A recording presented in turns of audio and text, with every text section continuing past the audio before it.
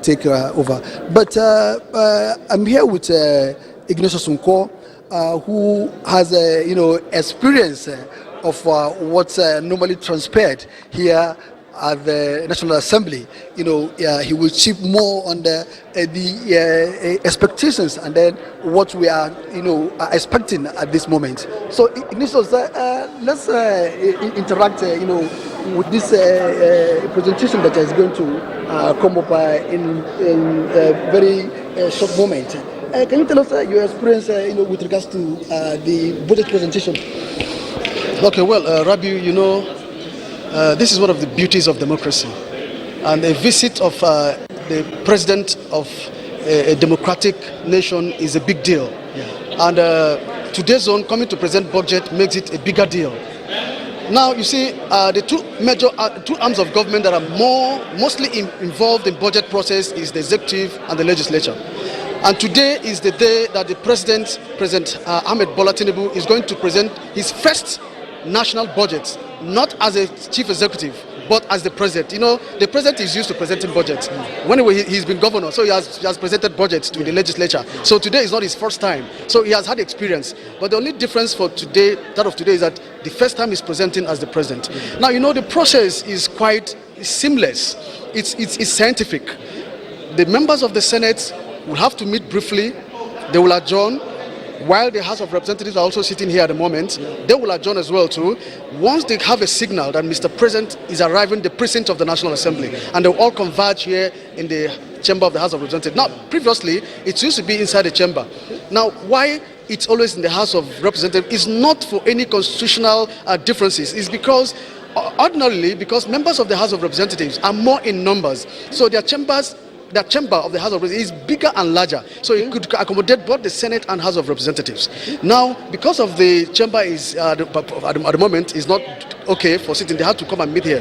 Now, when they come, usually they will start. Now, the President of the Senate presides over any joint session of the National Assembly. So we expect as soon as they enter here, the Senate President will be seated, the Speaker will be seated, and then the Senate President to make opening speech if the President arrives. All right. Like you rightly said, this is the first time the President is having an interface with the legislature as official engagement. Before now, 2 days ago, the Federal Executive Council approved the estimate of 27.5 trillion naira for the budget of 2024. Can you tell us the issue of synergy between the two arms of government? What do you expect, in the speedy passage of, the bill later after the presentation? Okay, well, you see, from the beginning, when President Ahmed Bola Tinubu took over, there was a clear cut line that has going to be constant engagement between the executive and the legislature, and that is at the base of parliamentary activities. Now, this budget, we see, if you ask me, it's quite conservative. If you take a look at the fluctuation of foreign exchange within the few periods that the president came in, we found out that yes, this figure is quite conservative. Yeah. And then we expect that the amendment of the parameters of the dollars exchange rates and the crude oil that are so far, we expect that will show up revenue. You see, the major issue of budget process is not just the formation. After formation, enactment and implementation. And then what we expect that by the parameters that the Federal Executive Council has approved, taking a look at it, we expect that this will show up revenue. And then by showing up revenue, it will definitely reduce the number of borrowing we expect that will come up. But now, don't forget that the Parliament has what we call power of the purse. That is what they have as right. So they have the right to amend that constitution. There are parliament that don't have rights to amend, but Nigerian constitution is like that of the United States. Such parliament will call them the writing legislature, who can amend, so they can increase. So whatever the president is presenting today, they can increase or decrease it. All right. Well, thank you very much, Ignatius, for this insight. Back to you in the studio, Benny, for continuation of the program. Okay, thank you, Rabi, for that contribution. At this time, we're going to come back to you shortly to get to have details of what will be taking place there when Mr. President actually comes in. For now, Nigeria's bicameral legislature is set to host President Bola Ahmed Tinubu for the first time to present the proposed 2024 budget. National Assembly correspondent Lami Ali reports.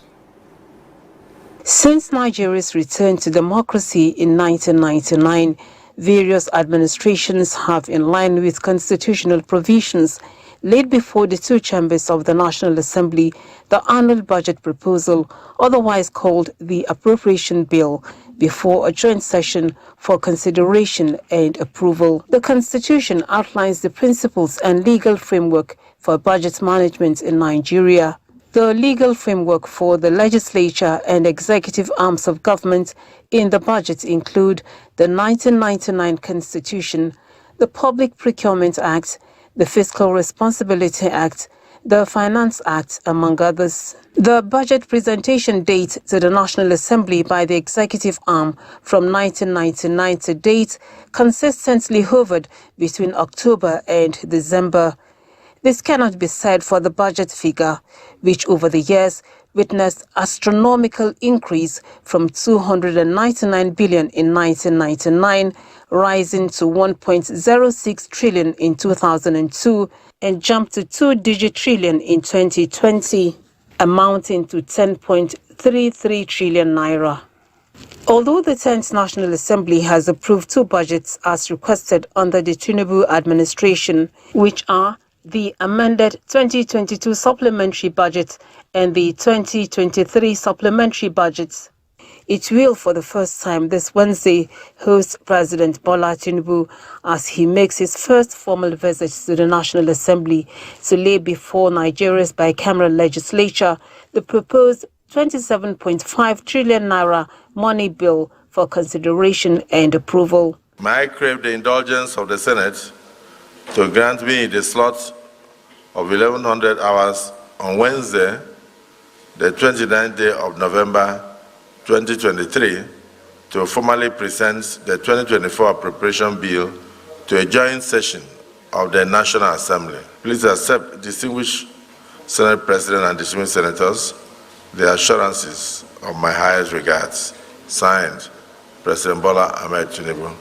That this House do admit into the chambers the President and Commander-in-Chief of the Armed Forces of the Federal Republic of Nigeria and other dignitaries on Wednesday, 29th November 2023, to receive the 2024 budget estimate.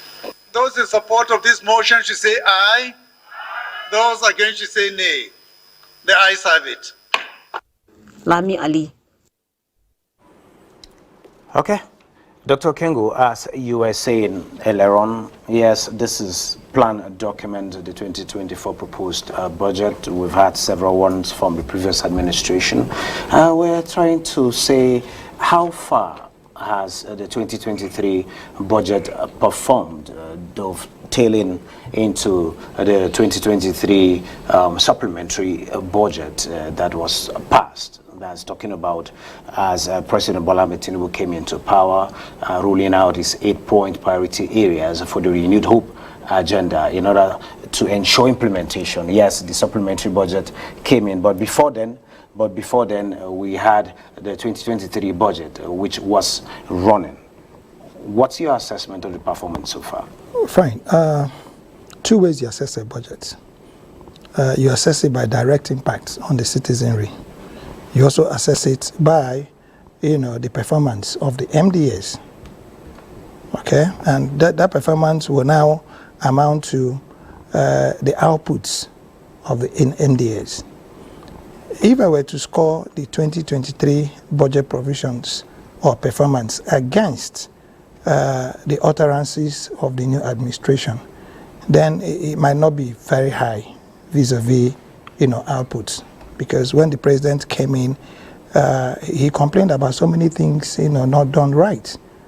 Okay, and then you saw a lot of MDAs, heads of MDAs, especially, the national banker, which is the governor of the central bank, being called to answer a lot of questions. And he's not even out of the hooks.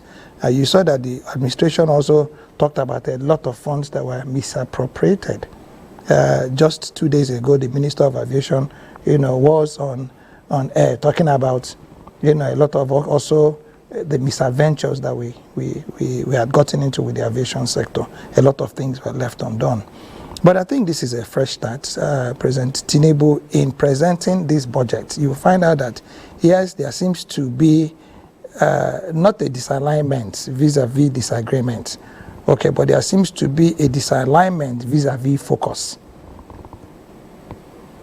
Do you understand what I'm saying? Yes. So yes, it's not as if they're continuing with the same trajectory. Yes, there are the traditional, things that you must be able to do in a budget: statutory transfer, paying, supporting your debt profile or servicing your debts, and all that. All that is captured, right? Transfers to security, this, that. But you find, like I said to you in the beginning, that you now see that there's a lot more focus on social security. All right, in fact, social security, which is bringing the citizens to the fore, got the biggest chunk of the budget of, 28%. And after that, you now saw that security, okay, took the second largest percentage of 27%.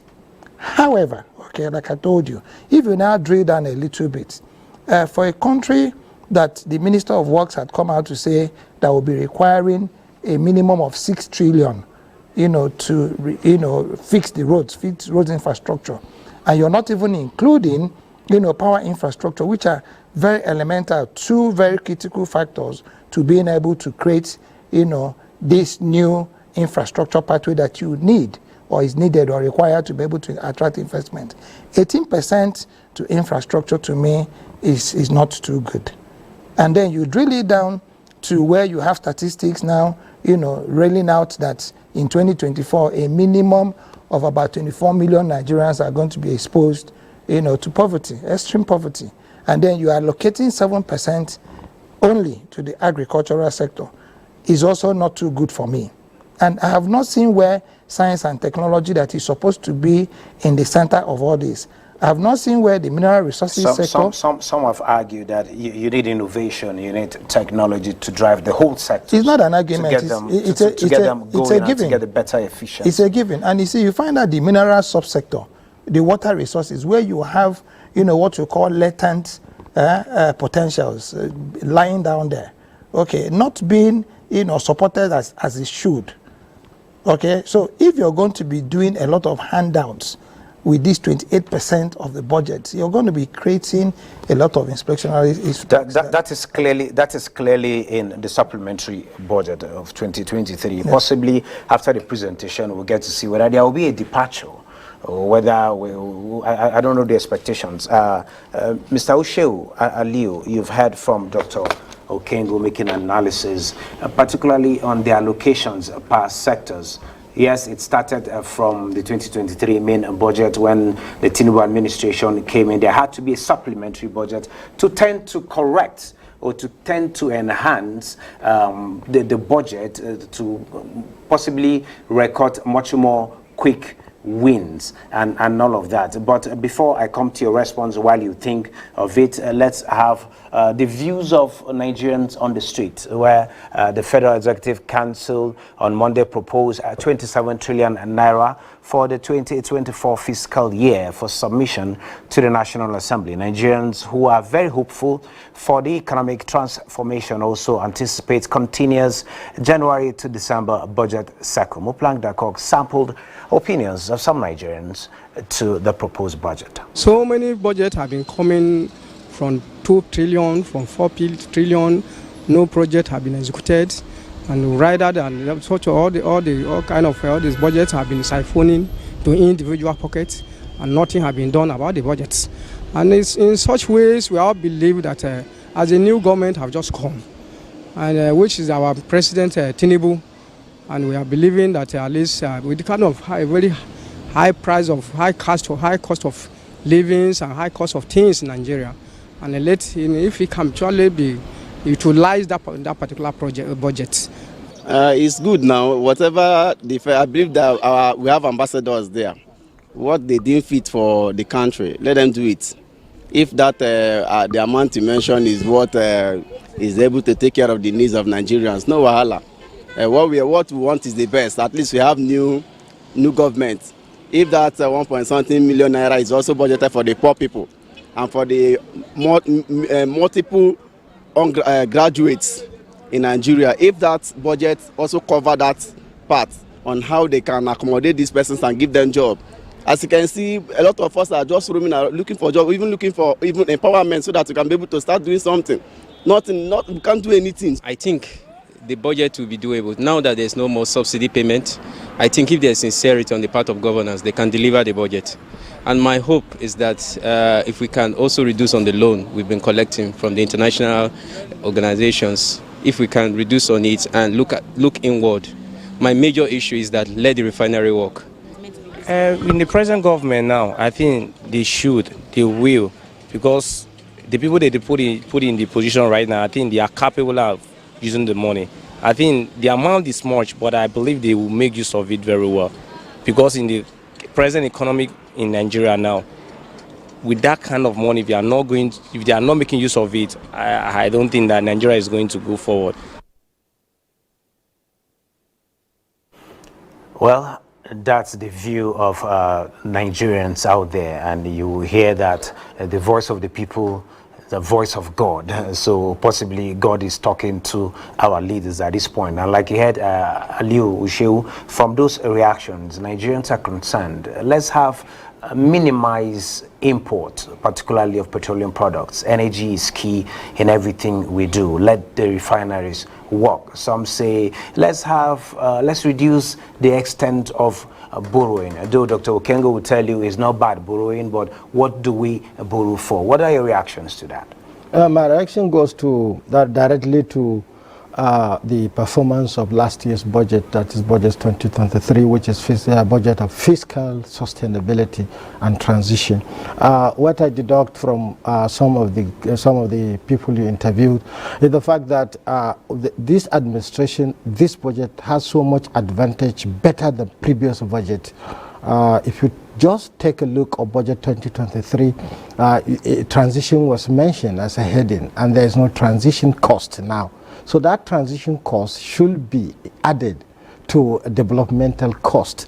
At the same time, also subsidy cost was not in the previous budget. However, the president has been telling Nigerians the savings that he has made out of this, the removal of subsidy. So we are expecting these funds to be back to to put online for sectoral development. However, looking at the size of the budget, I'm optimistic that this administration has no reason not to perform for many reasons. Revenues has been consolidated. Import, like you rightly pointed out, of PMS, we are expecting a target of production in December. So when you take January as, for instance, the takeoff of 2024 budget to December, we are expecting to reduce pressure on our exchange rate by substituting the premium motor spirit that is previously imported, produced in this country. It is going to save costs, and we're expecting also not only to save costs, but a reduction in pump price, because transport cost from far shores of Nigeria is now removed. So these are some of the things that I look into. But however, there is one fundamental challenge for this fiscal submission to the National Assembly at this critical time: inflation. If inflation at the takeoff stage is above 27%, this is what is causing the increase in general provisions of most of our appropriations.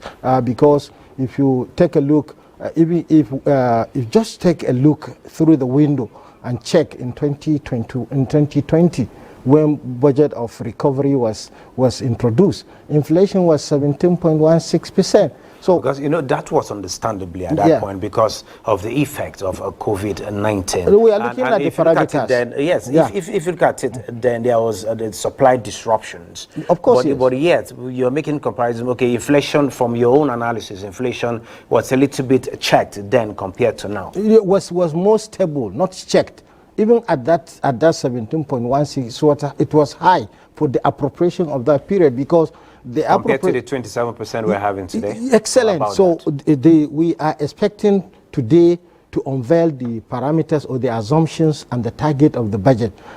Look at the target growth rate, for instance. If it is in last year, in 2023, if 2.9% was targeted, and what are we presently?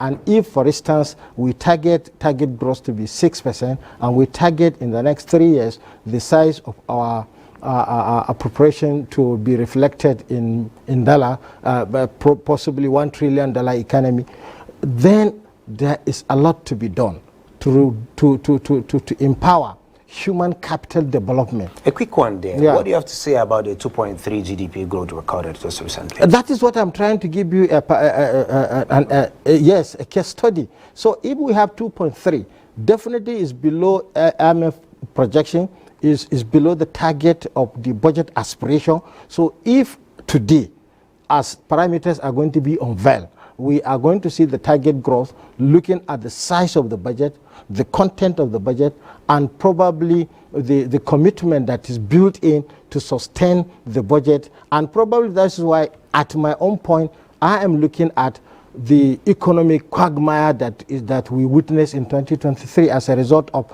removal of subsidy. You know, prices changes to a level beyond expectation, even of the policy makers. Nobody expected that by removal of the subsidy, inflation will rise to that level, because there are challenges that are domestic in nature, there are challenges that are exogenous in nature, and all these compounded the situation that we are. So the budget that today President Tinubu, I am happy to even witness the first budget to be presented by an accountant and to be received by an accountant. The speaker is an accountant, the president is an accountant. So we expect adequate accounting. And we expect even the vice president as a banker. So you see, it's a conglomeration, if I will put it that way, of special skill to deal with figures. But in dealing with these figures, we have to succeed in the target figures that are going to be presented today at the National Assembly.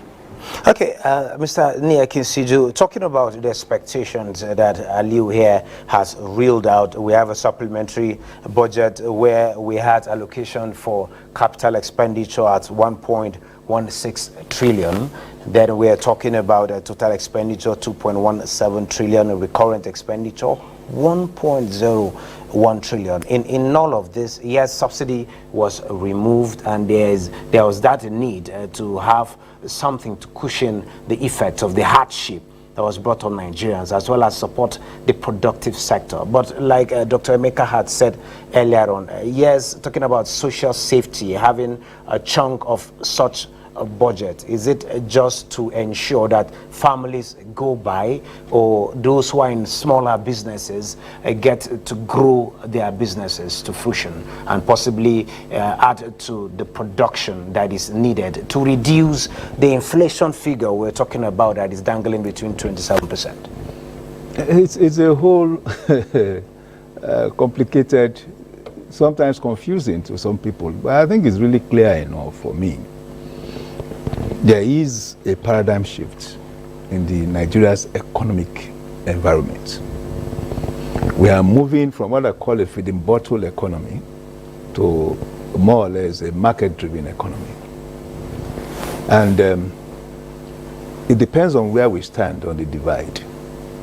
Is it to allow the monetization of the feeding bottle, that we have become so dependent on, or we stay back in that regime and continue to grumble?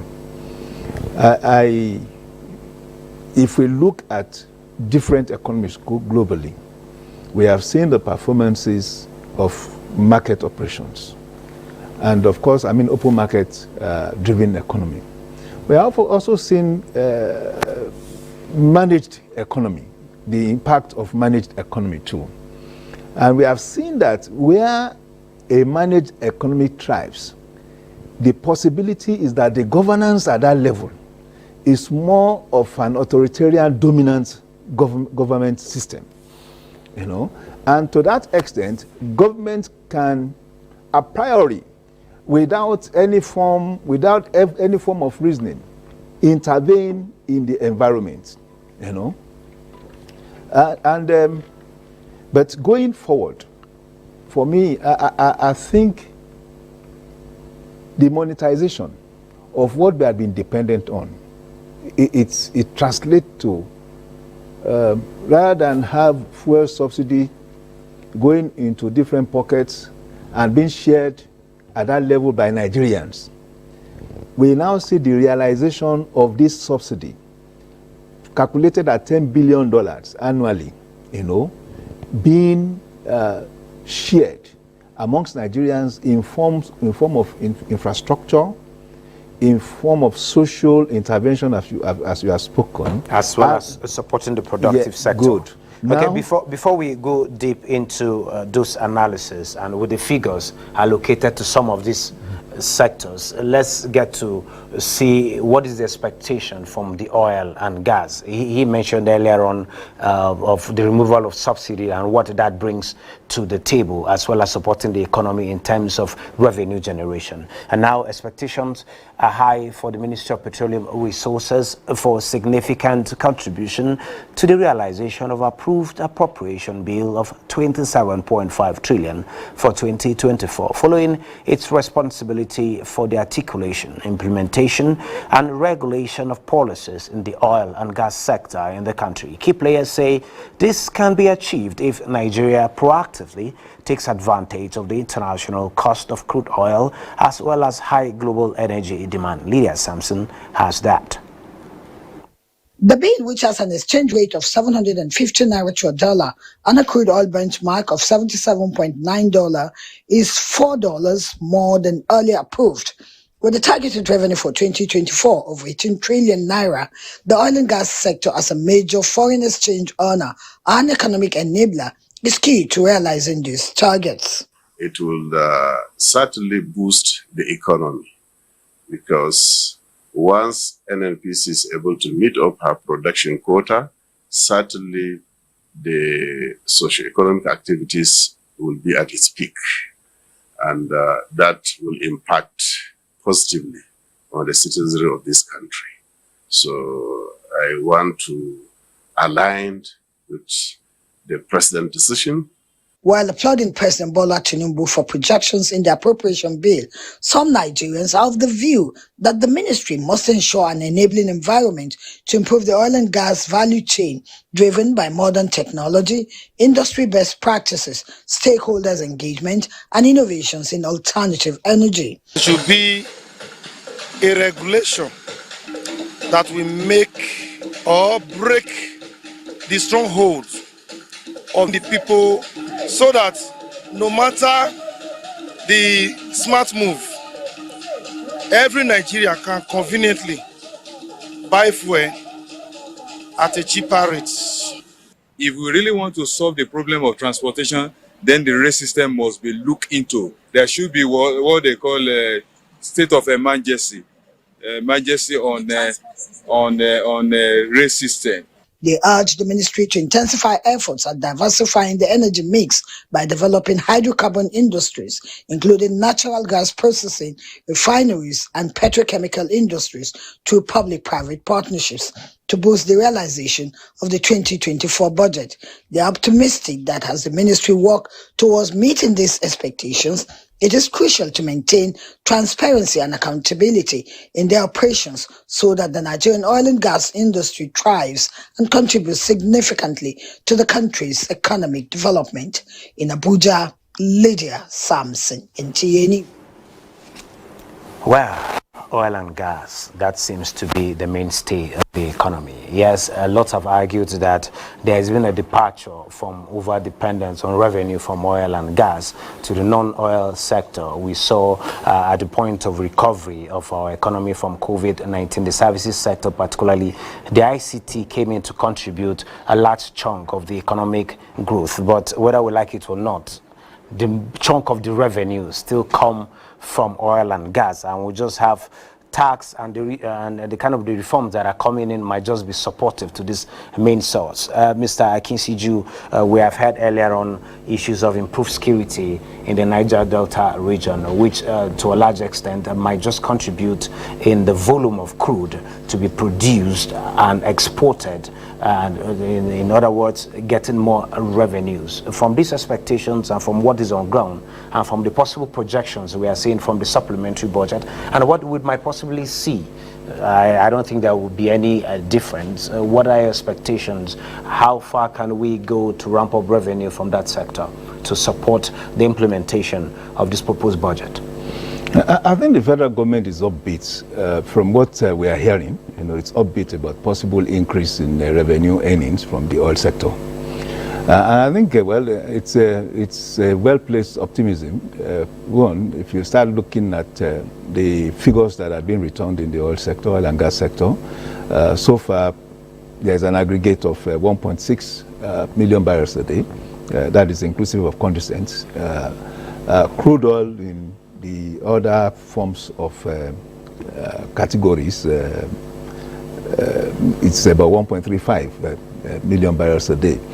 And that's actually a quantum leap from 900,000, you know, at the point in time. So to a large extent, I think with the trend as it is, the government should be able to achieve up to 1.75 million barrels. And of course, as you said, we are highly dependent on crude oil. And unfortunately, it's crude oil that would take us out of the economic doldrum, more or less, and the desire to diversify the economy. Because beyond the quantity, the volume of crude that we sell, we are still dependent on crude oil to activate other aspects of our economy. You know, even at the level of agriculture, at the level of manufacturing, at the level of service too, you know. So the running the oil and gas sector efficiently is essential, you know, to the growth and development of the Nigerian economy, as it were. I see an above 7 trillion prospect expectation from crude oil sales. That is different from the royalties. That is different from taxation, oil taxes, and all that. So by the time you calculate it, our economy is still about 70% crude oil dependent. You know, so the running that aspect efficiently is important. And sorry to hold your thoughts. You talked about royalties and taxes from oil. Yes, there has been reforms in that sector which brought in the PIA. Now the implementation of the PIA is another ball game altogether. Well, we've seen efforts towards ensuring that the provisions of the PIA are being followed, but how far we are going, it's something that we should get to have much more expectations. But even at that, we've had Emily Kadri recently talk about more reforms needed in that sector to ensure that the revenues that are supposed to be gotten from there are actually gotten, in the sense that if you look at NTA reports on oil and gas, you discover that a good number of companies are owing the federal government a whole lot of money, running into trillions of naira. How do we get these monies into the federation account for the good of the Nigerian populace? I think it's one of the pivots of the Fiscal and Tax Reform Committee, as it were. There have been a number of announcements and pronouncements at that level, including executive orders that have followed suit. I mean, we all have seen how vessels that transport our crude, you know, have not been paying taxes, and that despite the fact that they were given 6 months notice, you know, by now chairman of the FIRS, at that time was special advisor, there was still a form of resistance, you know. So it tells you how deep the system had been, you know. How do I want to call it? I don't want to use the corruption in this sense, but let's say a lack of oversight of that aspect of the oil and gas industry. But essentially, a more efficient collection of taxes and royalties would enhance, of course, the quantum of fund or revenue coming from that sector. And if you also, like, yes, you mentioned PIA. if we are looking at more than 7 trillion expectation, 7 trillion expectation from the oil and gas sector in this cycle, 2024 budget cycle, and compared to the 2.43 trillion in 2023, that is a huge difference. Yes, it is easy to also, of course, bring the argument of the dollar naira rates, because when we look at it as a whole and we convert the size, either at the level of the headline size or at the level of expectation from the crude oil, it will be as if, well, you have more than 100%, close to about 60% depreciation or devaluation of the naira now. But at the same time, for me, when you look at the difference between non-oil sector in 2023, that was stated at about 2.6 trillion, I'm not too sure, about 2.5 trillion, and oil sector at 2.3 trillion naira. It does means at that time that we expected to earn more from the non-oil sector than the oil sector. It would appear now that we were not efficiently running the oil and gas sector at that time, and that there's an expectation of better and well-managed, efficiently managed oil sector, going forward. So it will be a good thing if we are able to realize the expected 7.3 trillion, above 7 trillion naira from the oil and gas sector. That's the most important thing. And of course, I just want to make this observation. Either at the level of the social intervention, which I think is important, because the whole paradigm shift in our economy impacts the very poor. And we have a large population of very poor people.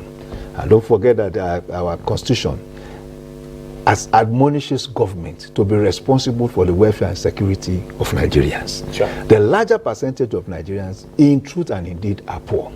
And if you are introducing this kind of reforms that have been introduced in the last 3-4 months or thereabouts, it is those average Nigerians that don't even understand what we are talking about. What is important to them is what's the manner and the quality of food that they have on their table. So the direct intervention for me is important. I think the general template of and the philosophy of 2024 budget is to actually drive a private sector collaboration and coordinated policy, economic policy with the federal government. Because if you are even targeting $1 trillion economy in the next 3 years, the kind of fund we have, revenue expectation, cannot get us there. It has to be the private sector, and I'm not talking of just private sector domestic. We have strong domestic investors, but we must have a strong drive at the level of the global FDIs, foreign direct investors and investments. So those are the two legs that can drive our vision into this larger economy.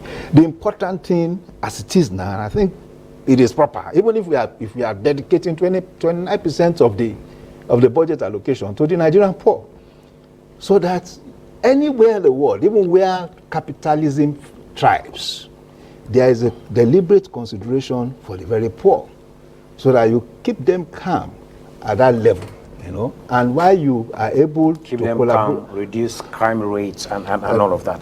Okay, Dr. Okengu, you've had the submissions of Mr. Akinsiju talking about the revenue sources, what is needed to fund this budget. Yes, we talked about the oil and gas as the main source of these revenues. I know you have advocated time without number, how to diversify, talking about solid minerals, how we can look into that sector to ramp up revenue for government spending. Do you still hold those thoughts, and how do you think that can play out in this budget proposal, and what concentration or what support or what attention should be given to the solid mineral sector sector to ensure that we maximize the potential in that sector? Yes, the minister, Dele Alake, has gone far to kind of revoke some licenses, some dormant licenses, and say, okay, we need to open up that sector to investment. What else do you think should be done to ensure that we maximize the potential in there? Thank you so very much, Benny.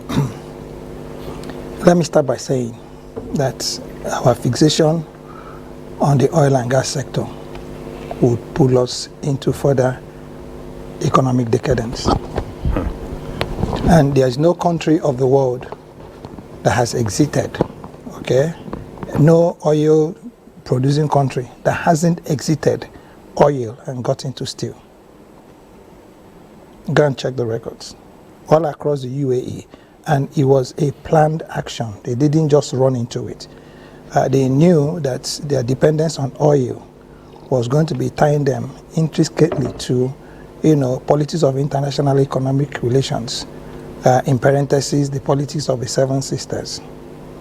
Okay? And anybody who'd gotten out, look at the UAE, the entire UAE. They had this planned action to move towards steel production.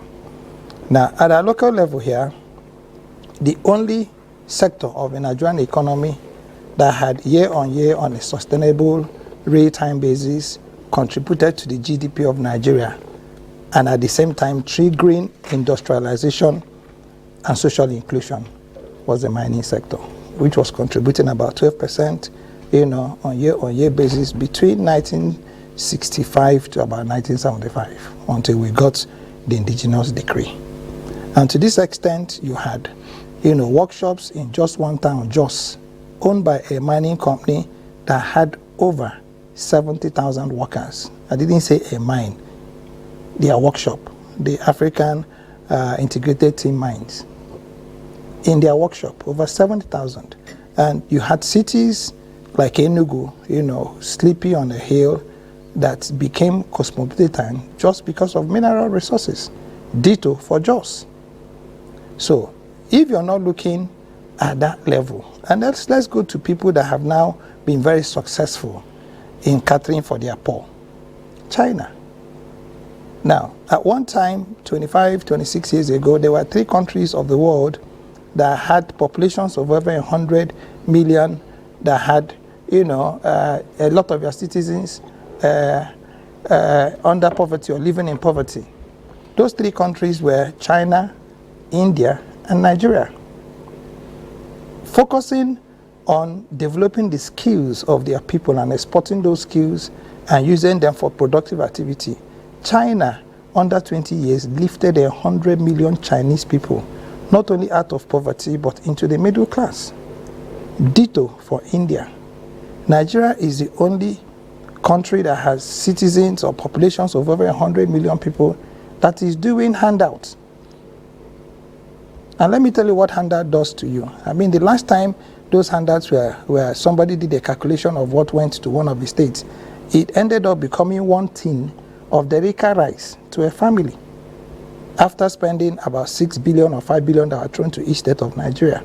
So are you saying, is that due to the population, or some of these funds were possibly diverted? No, even or in the general sense, it's not the way to go, like Mr. Kisiju has advocated. The population of the poor, it's not a mirage. According to him, it's a reality that has to be dealt with. It is a paradox that you have poor people in Nigeria. Okay. It is a misnomer. Living in riches. It is not right. And I can tell you that poverty in Nigeria hadn't always been like this. When you had the mines running the economy, there was no village. I mean, you had corrugated roofs in villages in Jos in the 60s. You had electricity, in far-flung villages in Kaduna in the 60s. You had IPPs, powering mining operations in the 60s. In Nigeria, you had us becoming the biggest producers of tin ore, engaging people in mines. If you remember the 1927, mining riot in Enugu. So you had people that were being engaged. The point I'm trying to make is, as long as you are, Benny, doling out money because you want to help the poor, you are going to be frustrating them the more. Because nobody wants to be poor. Okay, because that poor man that you're giving 5,000 naira made this beautiful cap that you're wearing. Okay, instead of giving him that 4,000, he would have been happier getting a machine. And I can tell you one of the states in Nigeria that had done that kind of program. If you go into any estate in Nigeria, you find out that any tailor you see in most of these, what do they call them, shopping malls, you know, wear some spectacular cap. And this guy had empowered them by just not training, but giving them equipment. Now, if you spend 5 billion in a state, it would establish for you a minimum of at least 10, 15 skills acquisition centers that can train mechanics, that can even give people, you know, on AI. If anybody has knowledge on AI, you don't need formal education, you know, to be able to do artificial intelligence, okay, or biotechnology, or nanotechnology. All right? You were talking about technology being at the heart. At the heart of technology is skill. So let's now answer your questions very directly. Nigeria's industrial growth was triggered by the mining sector. Okay? The Enugu, the Port Harcourt coal shipyard was built specifically. And if you go there, that equipment is still sitting there to be able to transport coal out of Nigeria, coming from the east, or Enugu to be precise. And against that, you know, volume of value, the rail lines were built. Ditto for most other parts of Nigeria that got electricity and et al. So for me, anytime you hear me talk about mining, I say to you, if you have a proper system, the mining sector in Nigeria that has located in over 540 locations in the country, known, probably the volumes not known, the values not determined, but they are there. So your point is the mining sector is also the way to go, aside the oil. The oil is not the way to go. I'm saying that the oil is not the way for to Mr. go. Kisiju, oil is the paramount, is the way to go. For you, there is an addendum to it. There's no addendum. For you, the solid minerals there's is the no way addendum. To The oil, okay. the oil we are going to will be sink us. reconciling. We are going to be reconciling that, following the advantages, because I agree with both of you. But before then, let's see much more reactions from stakeholders out there, where it is so far so good, but there is room for better information flow between the government and the governed, especially in disseminating the 8-point agenda of the renewed hope. And this is the reaction from a cross-section of Nigerians at this point.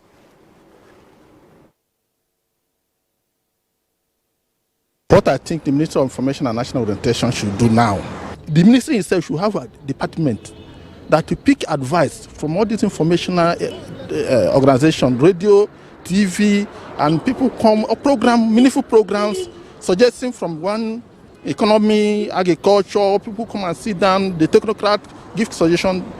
And when they have a blueprint of what they want to do, they should communicate. That's why that ministry is their information and the orientation. They should spell it out so that even when people are going through hard times, they know that there's hope tomorrow, because they have seen the blueprint, they have seen where we are going to. There's nobody who lacks political will. It's the refusal to use the will rightly. So they know what is right, but doing what is right is just what we lack. They travel out in other countries around the world where things work in advanced clan. But why are they not doing what they do there? They come here, they fail to do what they are supposed to do. What I see, what I observe there is that in the first thing, I think, is discipline. Nigerians, we are not disciplined. They say don't break traffic. There is light. When light shows that, don't go. People goes. So I think it's still through you people that you can give information to get in touch with them that this is what public are complaining about. Let there be no middle person, because I don't think the communication gap is terrible. They are not hearing what is happening at the grassroots. It's what they tell them they are hearing. They should come to the grassroots and listen to us as Nigerians. In fact, the poor should even benefit in this government more, because the president himself said it during campaign that his government is going to circulate round. His government is going to touch round. So the information minister should look at the people that they are taking all those benefits. In fact, those poverty alleviation, who are the people that are benefiting? Like this minister now, what he can do, let him go round, visit from state to state, do the campaign. We are ready here. Many ministers have come and gone in that ministry. Either this name or the name he has been, it's still orientation. It's all about orientation. But he must do more. Go from place to place. Let him go to, even from this Abuja, let him start. Go to satellite and see what is happening. By setting of program to all parts of the country, particularly in the youth and the women, because these are the two major people that are concentrating on politics. And we are praying for the government.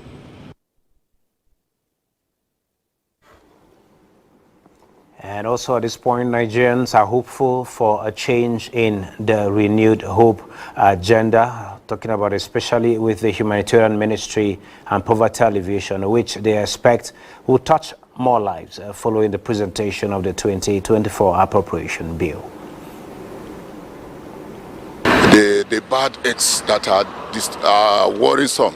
You know, humanitarian and humanitarian ministries is a ministry that will have to touch up to the local level and individual. When there's a huge budget for this ministry like that, they have to go around. But then we look at, I always say it, sometimes some people who are in the grassroots, they don't have the ones on top. Because when they are giving you something to go and give it to people, to serve your people, you are being given trust. But as this one is concerned now, we hope the new government will have a proper look and take care of, so that everybody will be praying that. So the budget is okay. At least if they can, even reduce the numbers of the people who they are facing the stress of the poverty and the so many challenges of Nigerians, please, they should try and do the right thing so that touch the people from the local area down to the city center, so that people will get a little bit favor from the federal government concerning this budget. But let her try her best to reduce the poverty for the masses of Nigeria.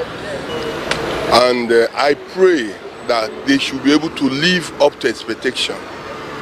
Because like some other ministries, this with infrastructures and other physical matters, this one deals with human beings.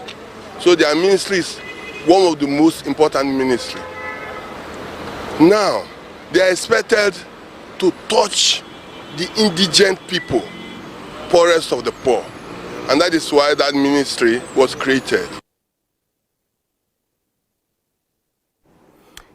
Now back to the National Assembly, where the expectations, the ambience there is that of high expectations, as Mr. President is being expected. And information reaching us at this point is that the President of the Federal Republic of Nigeria is already around the Assembly complex as the members, that is the combined house, talking about the Senate as well as House of Representatives, the Senate President, the Speaker of the Senate, the members and senators are all expectant. And also in the National Assembly are stakeholders in the Nigerian project, talking about the movers and shakers of the economy.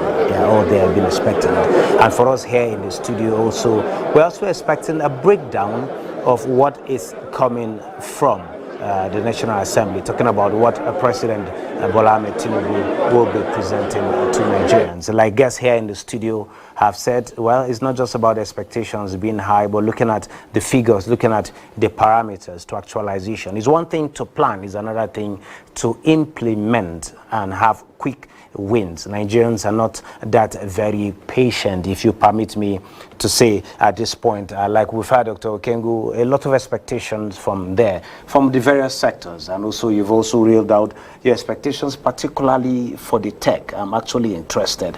in that. We have a minister in the person of Tijani Bosun, who has been bringing in innovations, and we have seen him travel with Mr. President in those trips he had around the world to attract investment into Nigeria. We are looking at attracting high tech into Nigeria to boost what we already have in country. You agree with me that Nigerian startups are doing well, not just in country, but outside the country. But that framework that is needed, that support that is needed, that financial backing that is needed is what we're also expecting from this budget. What should we be seeing and how should it go?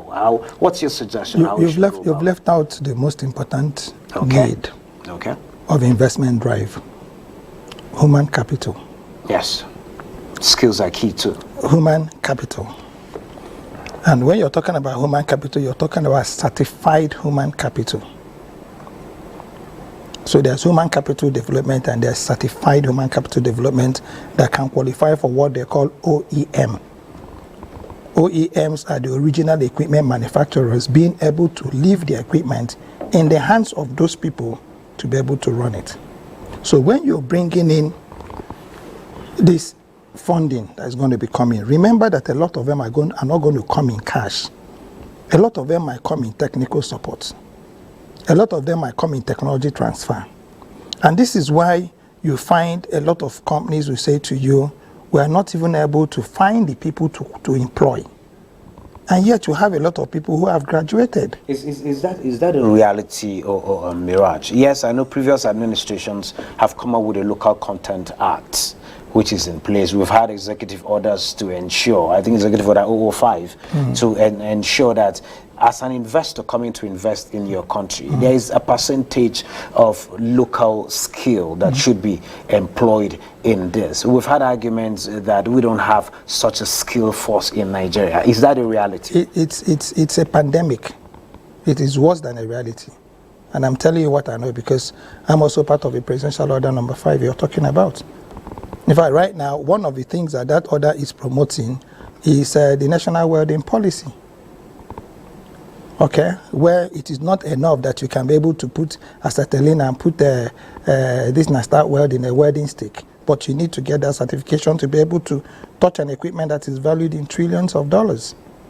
Now, Benny, the second, which you missed out, is power. And power is not high-tech. With what they call ocean thermal converters, you can generate over 90,000 megawatts of electricity from our sea. The other you missed out is the establishment of desalination plants, okay, which is a major thing that Malaysia is using to supply water to all its neighbors from the same sea that divide all of them. So point I'm trying to make is that if you are looking at investment pool, the first you need to do is to say to yourself, a lot of the things I know today as Benny Adams, did I learn it from School of Journalism or did I need to improve myself? You don't need to answer this publicly. This is a personal question. And then how many of my classmates have been able to get employed the way I was? So first and foremost, if you do not look at your skill sets, then you're talking about a population of people, who have this. Okay, Dr. Okengu, I understand that Mr. President has just found his way into the chambers of the National Assembly. From the visuals we're seeing there, he's finding his way to the very front set where it's provided for him. And we have Rabiu Ali leading us through what is happening. Rabiu. 2024 appropriation bill presentation and the leadership of the National Assembly, both the Senate and the House of Representatives have received, the President on this memorable occasion. So far, let me quickly hand you over to the chamber for the proper proceedings. But before then, I would like to quickly chip in something. This is the first time the President is having an official engagement with the National Assembly. And for him to, appear before the National Assembly, you mean it's a serious business, and which is the presentation of the 2024 budget estimate. One pertinent thing that you should know that about is the fact that just last Monday, the Federal Executive Council, approved, the estimate of the 2024 budget of 27.5 trillion naira, which is higher than that of 2023, and this, symbolic relationship between the executive and the legislative arm of government, we hope it will continue. Looking at what transpired, during the inauguration of the 10th Senate, the screening of the cabinet of Mr. President, and what have you. So we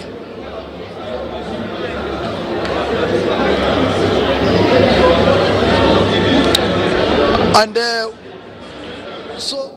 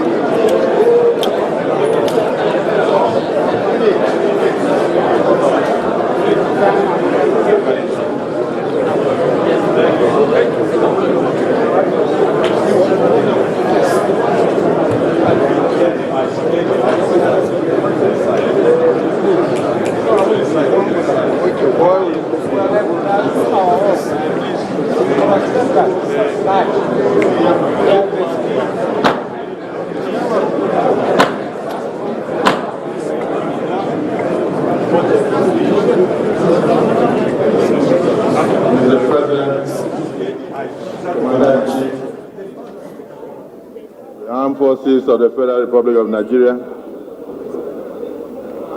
Right Honorable Speaker, distinguished senators, and other colleagues, members of the National Assembly. The joint sitting of the National Assembly is hereby called to order. We will now proceed to take the prayers. For the Christian prayer, I call on distinguished Senator Ibishaba.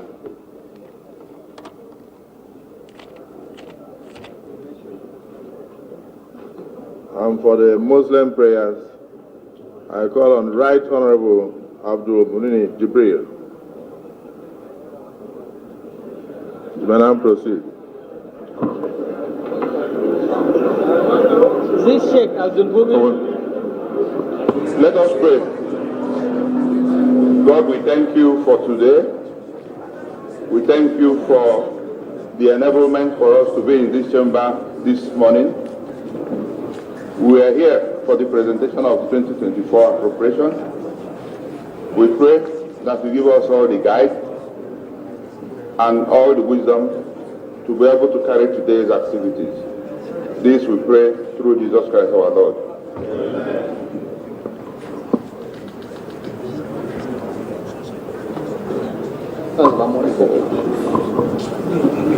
أعوذ بالله من الشيطان الرجيم بسم الله الرحمن الرحيم. In the name of God, most gracious, most merciful.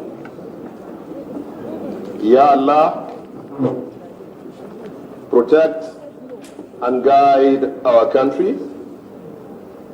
Ya Allah, protect and guide our president and our vice president. Ya Allah, help them to achieve the good intentions and the development programs for the good of our country. Ya Allah, protect and guide the Senate President, the Speaker of the House of Representatives, all senators of the Federal Republic, all members of the House of Representatives, and all leaders across the country, from the top down to the point of councillors and supervisors in our local governments. O Allah, guide and protect our political parties, the ABC, the PDP, the Labour Party, the SDP, the ADC, the YPP, and all other parties, but most especially the NNPP.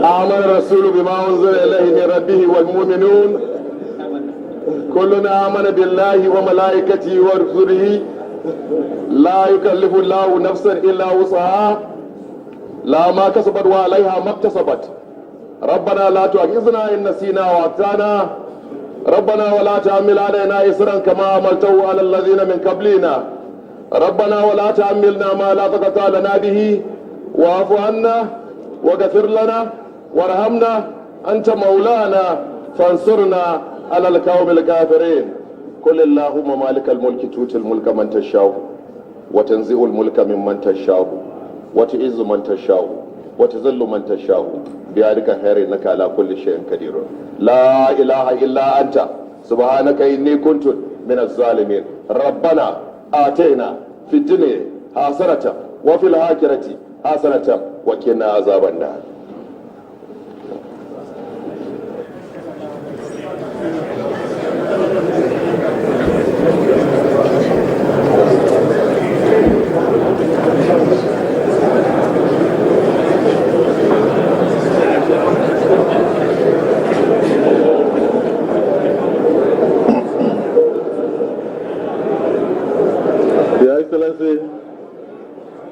The President, Commander-in-Chief of the Armed Forces of the Federal Republic of Nigeria, distinguished Senator Bola Ahmed Tinubu, GCFR, Your Excellency, the Vice President of the Federal Republic of Nigeria, distinguished Senator Kashim Shettima, GCON, my dear brother, the Right Honorable Speaker, House of Representatives, Right Honorable Abbas Tajuddin, the Deputy Senate President, my brother Barao Jibrin, and of course the Deputy Speaker, Right Honorable Ben Carlo, my good brother, Your Excellencies, the Executive Governors present here with Mr. President, the principal officers of the Senate and the principal officers of the House of Representatives, very distinguished senators of the Federal Republic of Nigeria, and right honorable members of the House of Representatives of Nigeria. May I especially recognize in the President's entourage, Right Honorable Femi Gbajabiamila, the Chief of Staff to Mr. President, and also recognize in Mr. President's entourage, the Civil Senator George Akume, the Secretary to the Government of the Federation, members of the Federal Executive Council, the head of the Civil Service of the Federation, the Clerk of the National Assembly, members of the Diplomatic Corps.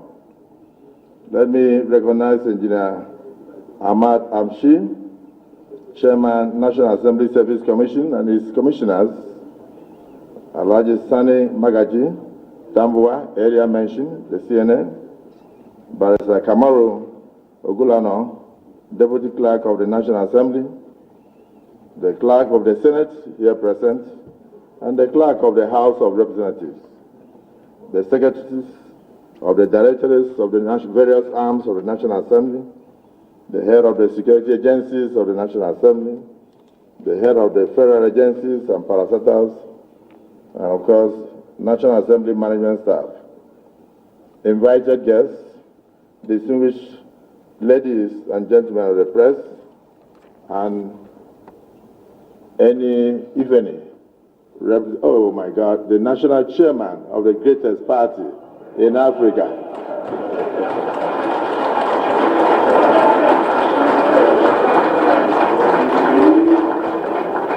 Permit me to apologize to the national chairman for the breach of protocol. I just turned and I saw his face.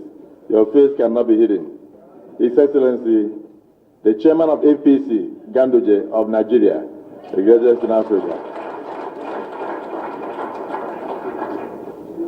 On behalf of the Right Honorable Speaker of the House of Representatives, the distinguished Deputy Senate President, the Right Honorable Deputy Speaker of the House of Representatives, the distinguished Senate Leader, the principal officers of both chambers, distinguished senators and honorable members of the House of Representatives, I, distinguished Senator Godswill Akpabio, with great honor and privilege, welcome an alumnus of this great National Assembly, our Reformation Ambassador to Aso Rock Villa, the esteemed President, Commander-in-Chief of the Armed Forces of the Federal Republic of Nigeria, His Excellency Senator Bola Ahmed Tinubu, GCFR, to the giant sitting of the National Assembly for this crucial budget presentation session of the 2024 budget estimates.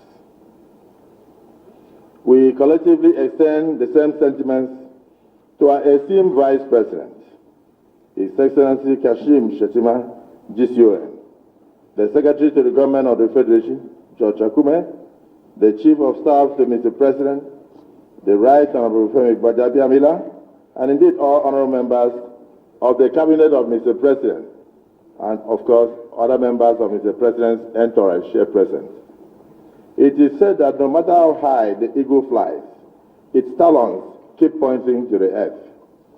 Mr. President, we know that no matter how high you rise in life, your heart will always point to this assembly. Mr. President, the United States of America has had democracy for about 247 years. But it was only when it marked its 185th anniversary, that it succeeded in producing two former senators, John F. Kennedy and Lyndon Johnson, as President and Vice President, respectively. But within 24 years of our democracy, we have achieved what took the United States of America 185 years to achieve.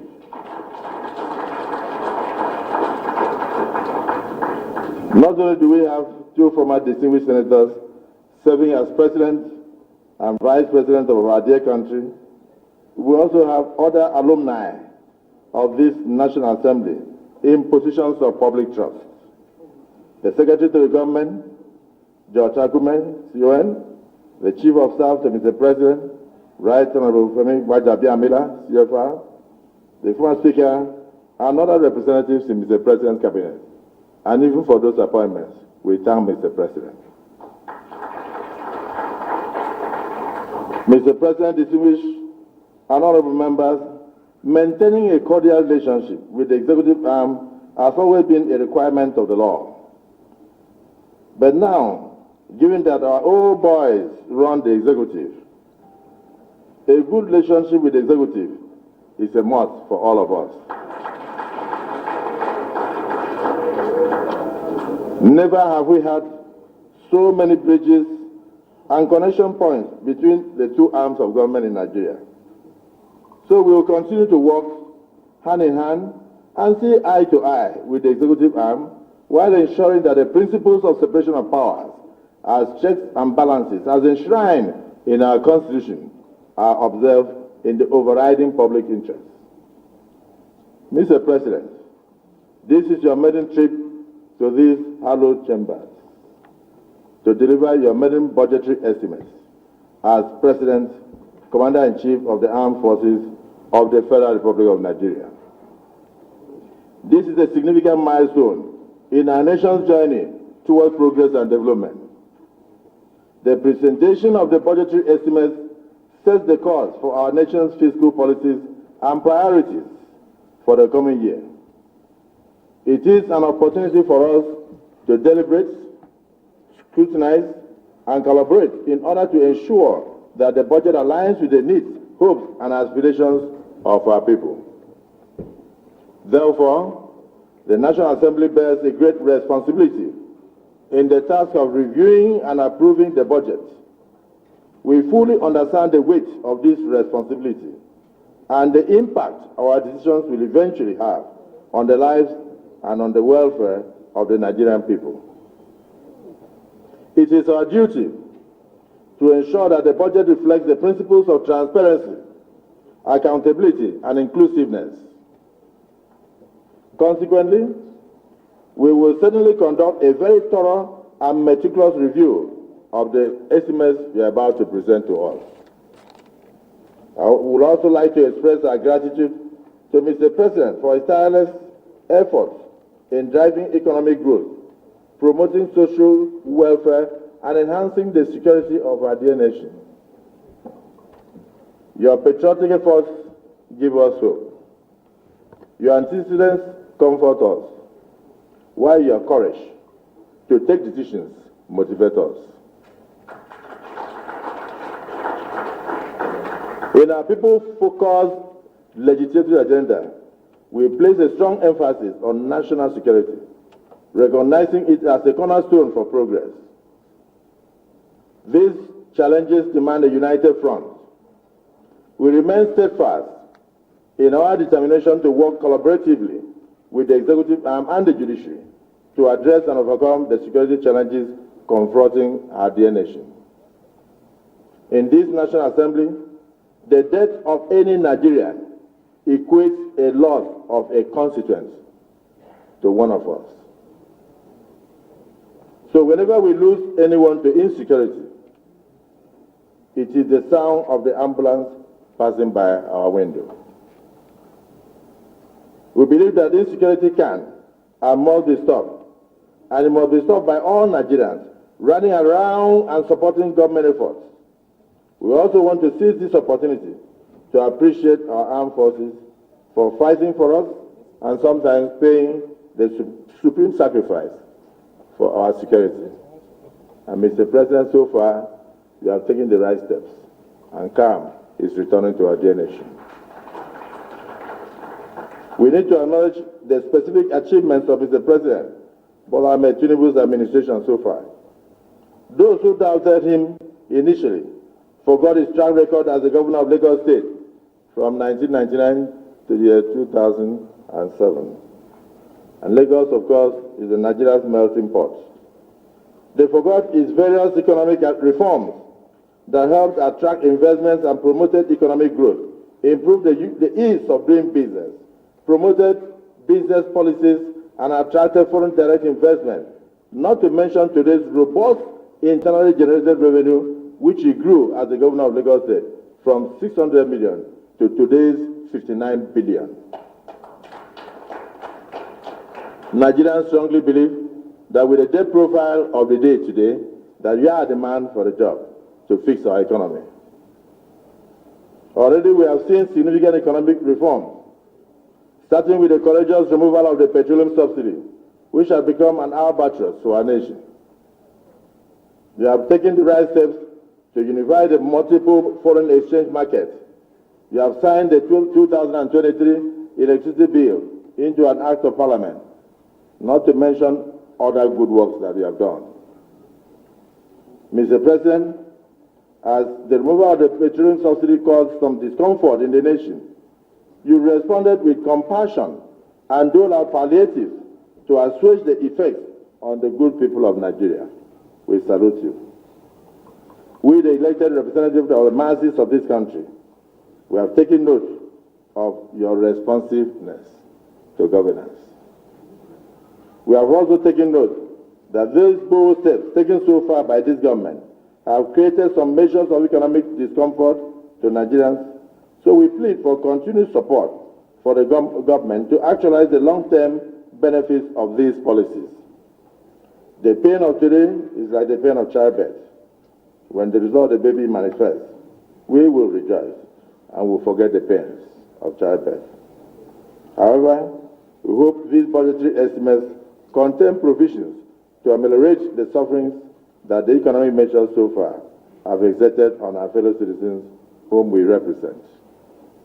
The 10th National Assembly, under our watch, is fully aligned with the President's dreams for our country. Our plans encompass comprehensive legislative actions that will contribute to nation building, economic growth, and social development. Through strategic reforms, we aim to create an enabling legal environment for sustainable progress and growth.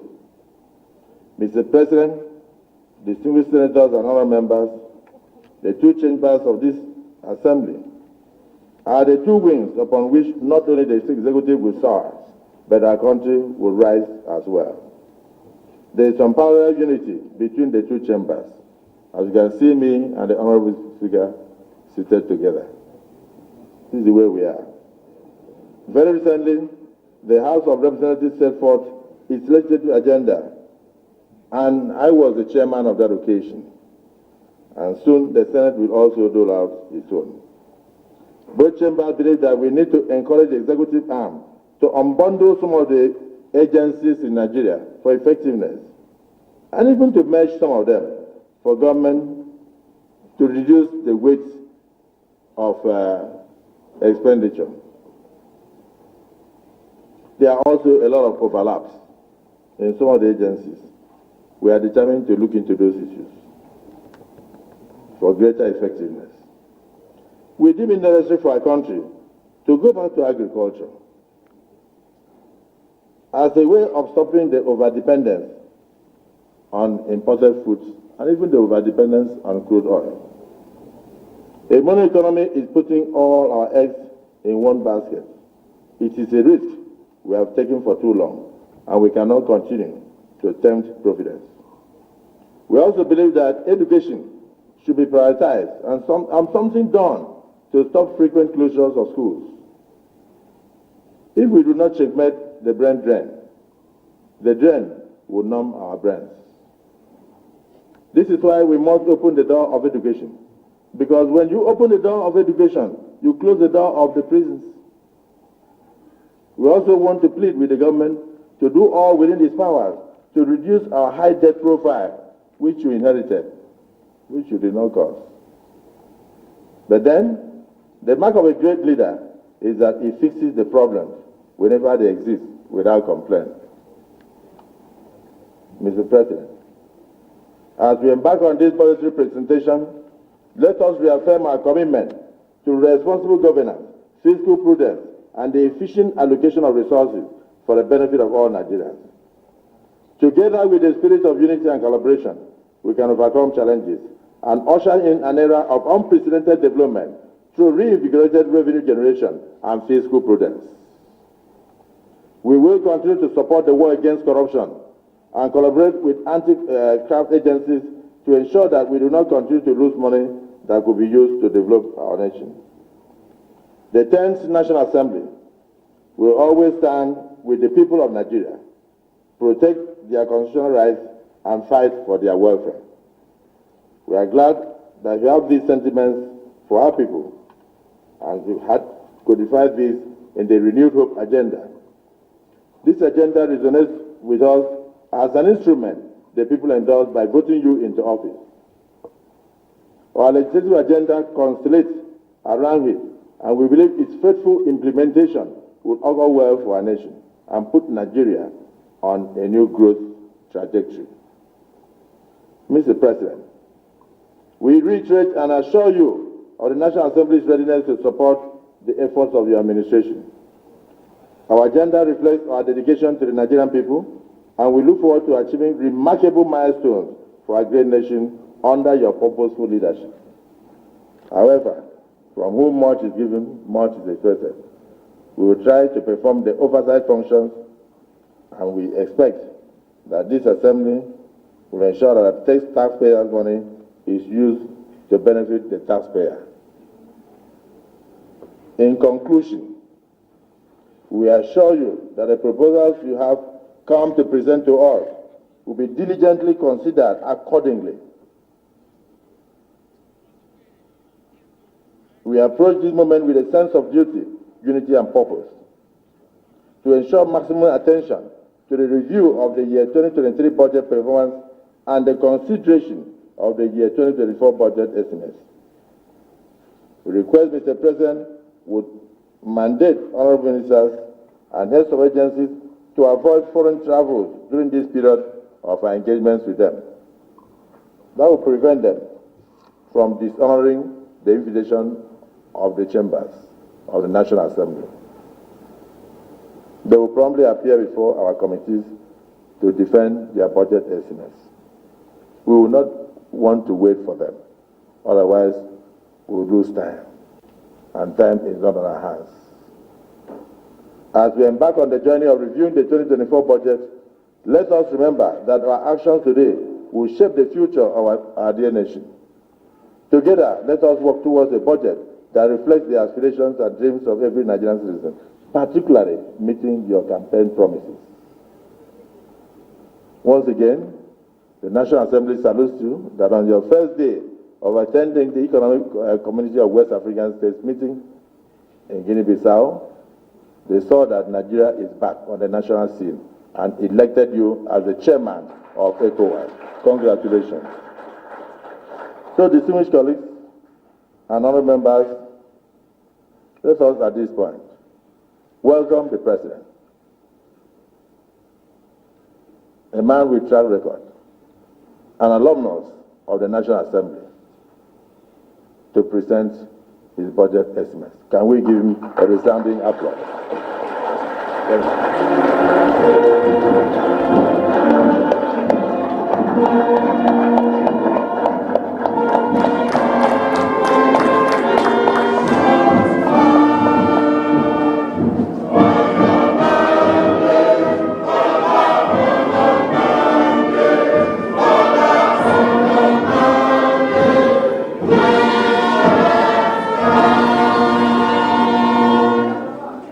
Thank you very much.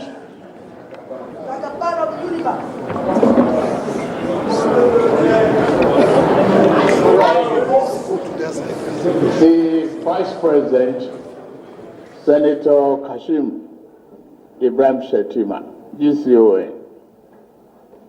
The Senate President, Distinguished Senator Godswill Akpabio, GCON. Thank you for your beautiful remark.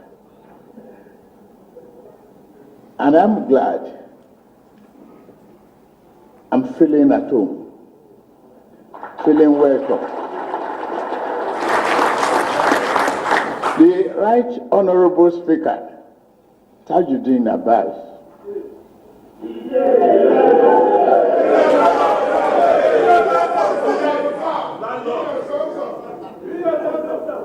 the APC National Chairman, His Excellency Abdullah Umar Ganduje,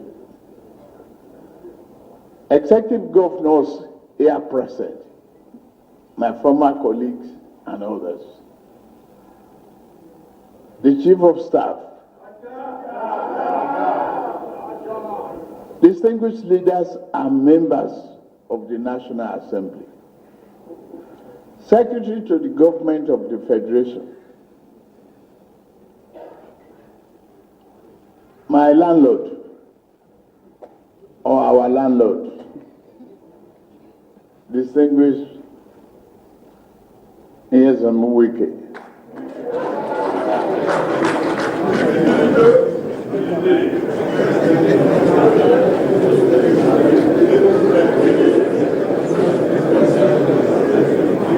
other government officials here present, gentlemen of the press, ladies and gentlemen,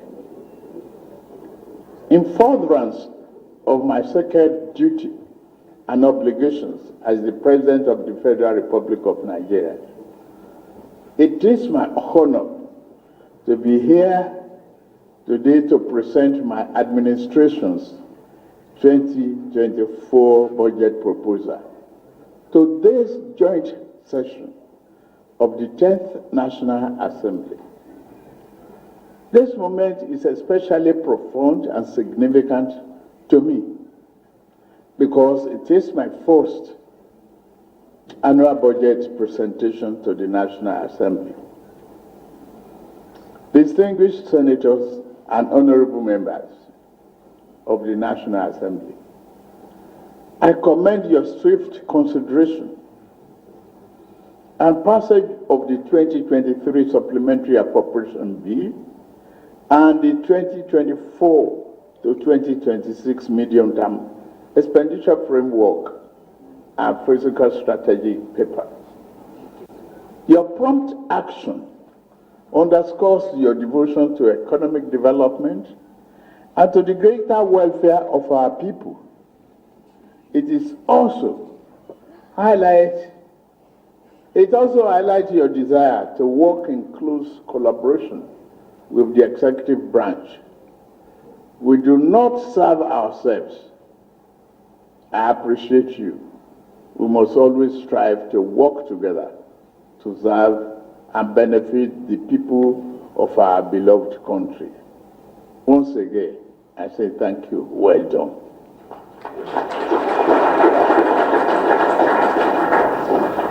I am here today confident that the National Assembly will continue to work closely with us to ensure that the deliberations on the 2024 budget are thorough but also concluded with reasonable dispatch. Our goal is for the Appropriation Act to come to effect on the 1st of January 2024. I trust you will do it.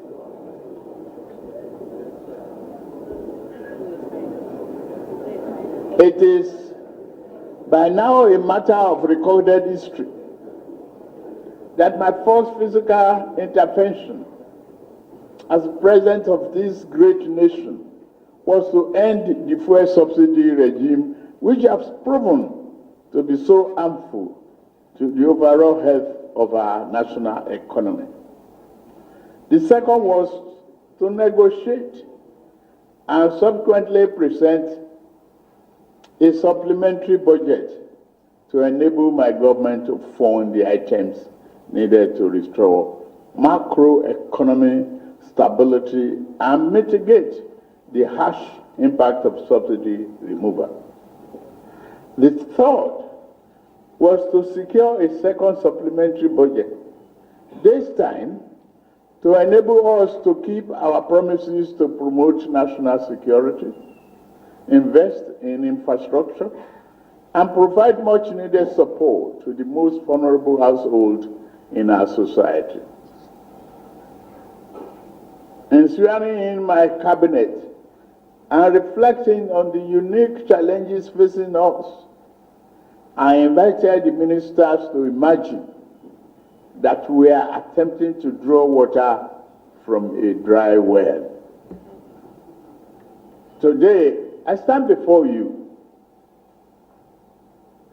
to present our budget of renewed hope, a budget which will go further than ever before in cementing macroeconomic stability, reducing the deficit, increasing capital spending, and allocation to reflect the 8 priority areas of this administration. The budget we now present constitutes a foundation upon which we shall erect the future of this great nation. Analyzing prevailing economic environment, economic condition remains challenging both abroad and at home. Despite lingering post-COVID supply and production bottlenecks, armed conflict in various parts of the world, and restrictive monetary policies in major economies, we expect global growth to hover around 3.0% in year 2024. This relative low rate has significant implications for our economy due to our current reliance on importation. The distinguished senators, honorable members, despite the global headwind, the Nigerian economy has proven resilient, maintaining moderate but positive growth over the past 12 months. Inflation has trended upward, yes, due to the weak global conditions. To contain this rising domestic prices, we will ensure effective coordination of fiscal and monetary policy measures and collaborate with subnational governments to address structural factors driving inflation in Nigeria. The budget proposal meets our goal of completing critical infrastructure projects, which will help address structural problems in the economy by lowering the cost of doing business for companies and the cost of living for average person. The Honorable Minister of Budget and Economic Planning will be providing full details of this proposal. Analyzing performance of the 2023 budget, distinguished senators and honorable members, an aggregate revenue of 11.45 trillion naira was projected to fund the 2023 budget of 24.82 trillion naira, with a deficit of about 6.1% of GDP. As of September 30th, the federal government's actual aggregate revenue inflow was 8.65 trillion naira, approximately 96% of the targeted 8.28 trillion naira. Despite the challenges, we continue to meet all our obligations. So the theme and priority of the 2024 budget, distinguished senators, honorable members, permit me to highlight key issues relating to the budget proposal for the next fiscal year. The 2024 appropriation has been themed Budget of Renewed Hope.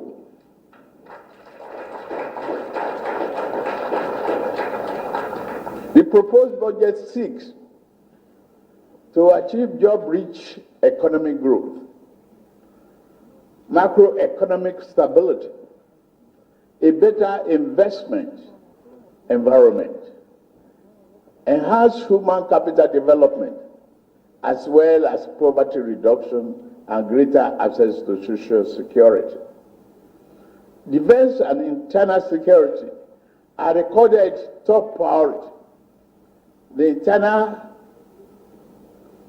security architecture will be overhauled to enhance law enforcement capabilities and safeguard lives, property, and investment across the country. Human capital is the most critical resource of national development.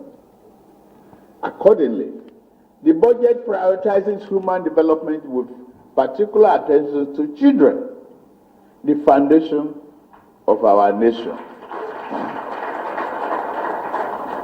To improve the effectiveness of our budget performance, government will focus on ensuring value for money, greater transparency, and accountability. In this regard, we will work more closely with development partners and the private sector to address long-standing issues in education. A more sustainable model of funding tertiary education will be implemented, including the student loan scheme planned to become operational by January 2024. A stable macroeconomic environment is important to catalyze private investment and accelerate economic growth. We have and shall continue to implement business and investment-friendly measures to sustainable growth. We expect the economy to grow by a minimum of 3.76%, above the forecasted world average. Inflation is expected to moderate to 21.4% in 2024. In preparing the 2024 budget, our primary objective has been to sustain our robust foundation for sustainable economic development. A critical focus of this budget and the medium-term expenditure framework is Nigeria's commitment to greener future, emphasizing public-private partnership. We have strategically made provision to leverage private capital for big-ticket infrastructure projects in energy, transportation, and other sectors. This marks a critical step towards diversifying our energy mix, enhancing efficiency, and fostering the development of renewable energy sources. By allocating resources to support innovative and environmentally conscious initiatives, we aim to position Nigeria as a regional leader in the global movement towards cleaner and sustainable energy.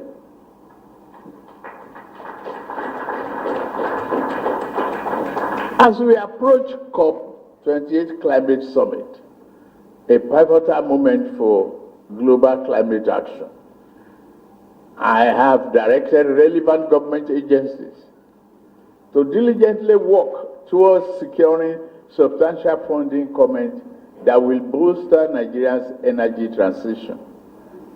It is imperative that we seize this opportunity to attract international partnership and investment that align with our national goals. I call upon the representatives to engage proactively to showcase the strides we have made in the quest to create an enabling environment for sustainable energy projects. Together, we will strive for Nigeria to emerge from COP28 with tangible commitments, reinforcing our dedication to a future where energy is not only a catalyst for development, but also a driver of our environmental stewardship. Distinguished members of the National Assembly, the revised 2024 to 2026 Medium-Term Expenditure Framework, MTEF, and Fiscal Strategy, FSP, set out the parameters for the 2024 budget after a careful review of development in the world oil market and domestic conditions. We have adopted a conservative oil price benchmark of $77.96 per barrel and daily oil production estimate of 1.78 million barrels per day.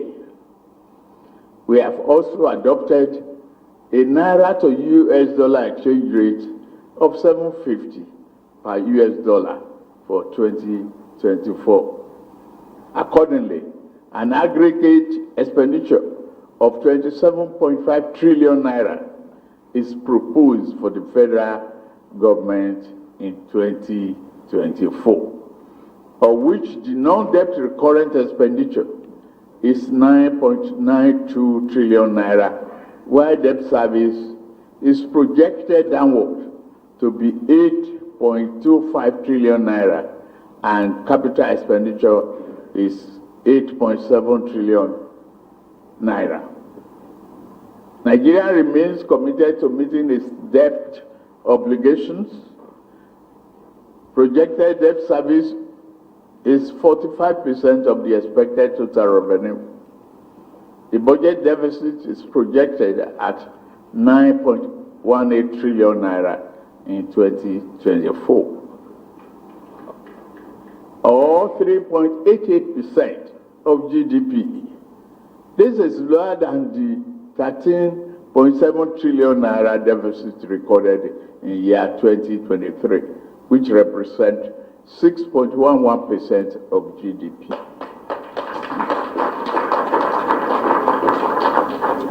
The deficit will be financed by new borrowings totaling 7.83 trillion naira.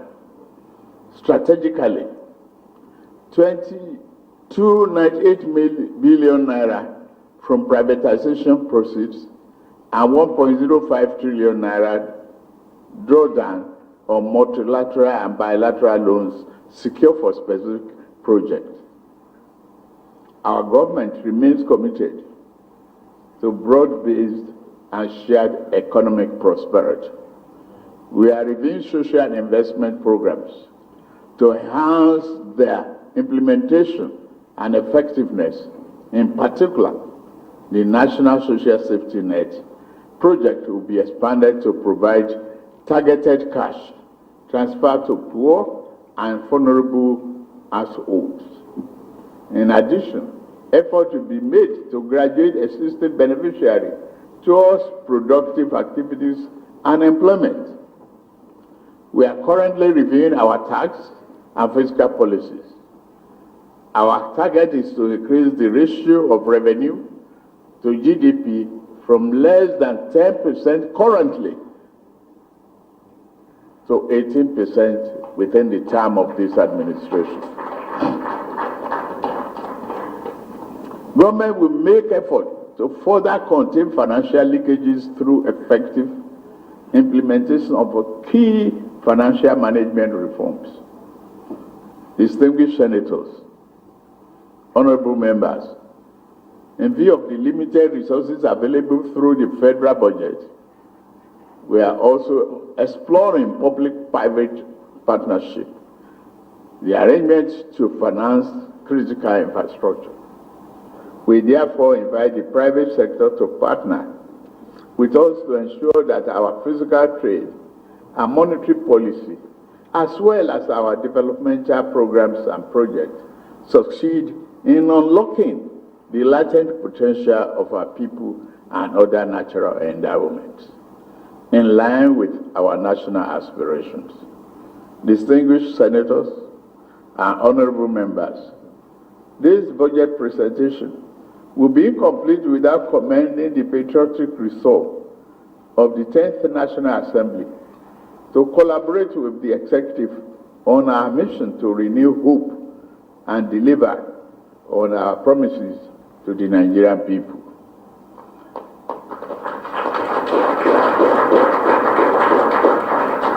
I assure you of the strong commitment of the executive to sustain and deepen the relationship with National Assembly as you continue to consider the 2024 budget estimate. We trust that the legislative review process will be conducted with a view to sustaining our desired return to a predictable January to December fiscal year.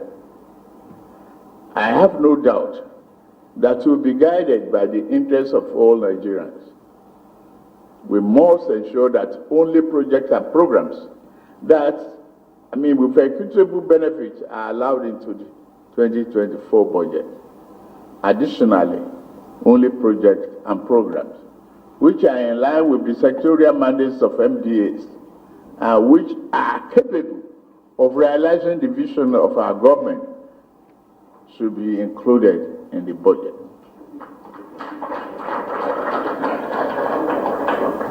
As a government, we are committed to improving the lives of our people and delivering on our promises to them.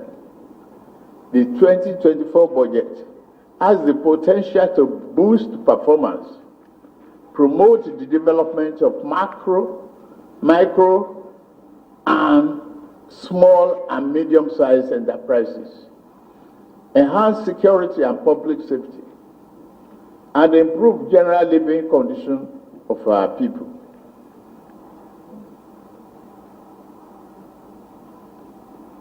We have not considered great opportunity coming from solid mineral, and other areas. But I promise you that the recovery is here.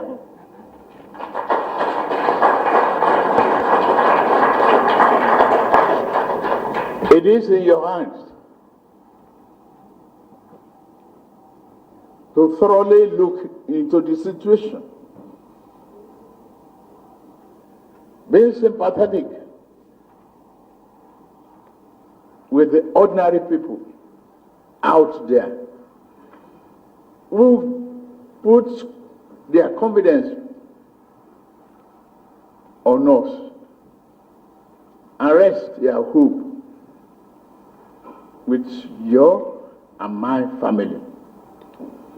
In closing, I am confident that this budgetary allocation and directives will set Nigeria on transformative path towards a sustainable and resilient energy future, fostering growth economically, job creation, and environmental preservation.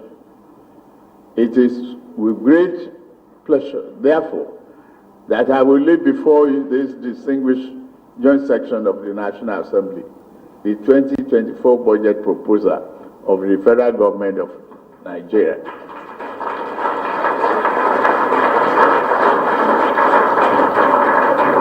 The title is Renew Hope Budget. I thank you most sincerely for your attention. May we collectively chart the course towards a brighter and cleaner future for our great nation. May God bless the Federal Republic of Nigeria, and God bless you all. Thank you very much.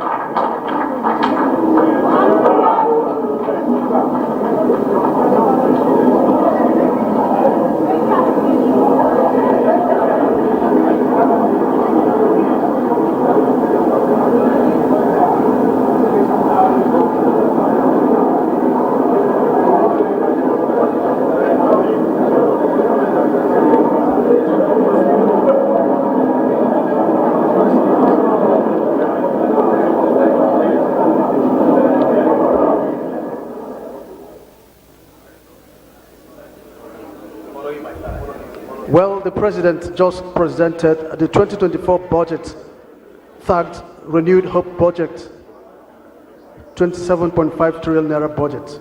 Mr. President has actually explained further that the 2024 budget will ensure effective coordination of fiscal and monetary policy, where the President has always stressed on the desire of his government to ensure that these two economic policies are given adequate attention and professional touch. The President also explains that the 2024 budget will create a better business environment, reduce poverty, and he also explained that there's priority on national security. In fact, the President said there will be overhaul of the security architecture. The President has also explained that this budget is very critical for him, being the first as President, Federal Republic of Nigeria, because he said most of the promises he made to Nigerians while he was campaigning to become president are all anchored and will be realized through the implementation of this budget. Now, the 2024 appropriation bill has been laid before the joint session of the National Assembly, and now the budget, it's now in the confine of the legislature. Now it's now deemed that the budget, the appropriation bill has been read for the first time. It has now passed first reading. And we expect that after today, the next time they will sit.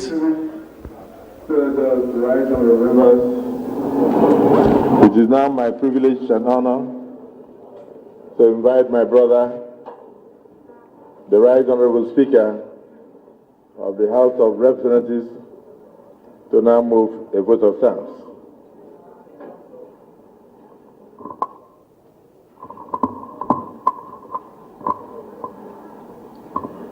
The President of the Federal Republic of Nigeria, Senator Bola Ahmed Tinubu, GCFR, the Vice President of the Federal Republic of Nigeria, GCON, Senator Kashim Shettima, the President of the Senate, my good brother, Senator Gosul Akpabio, the Deputy Senate President, Senator Barrow, the Deputy Speaker, Raul Benjamin Okazikalu, the Secretary to the Government of the Federation, Senator George Akune, the Chief of Staff to the President, Right Honorable Femi Bajabiamila, the leadership of the Senate and the House of Representatives, the Chairman of APC, Governor Abdullahi Ganduje, the entire cabinet of Mr. President here present,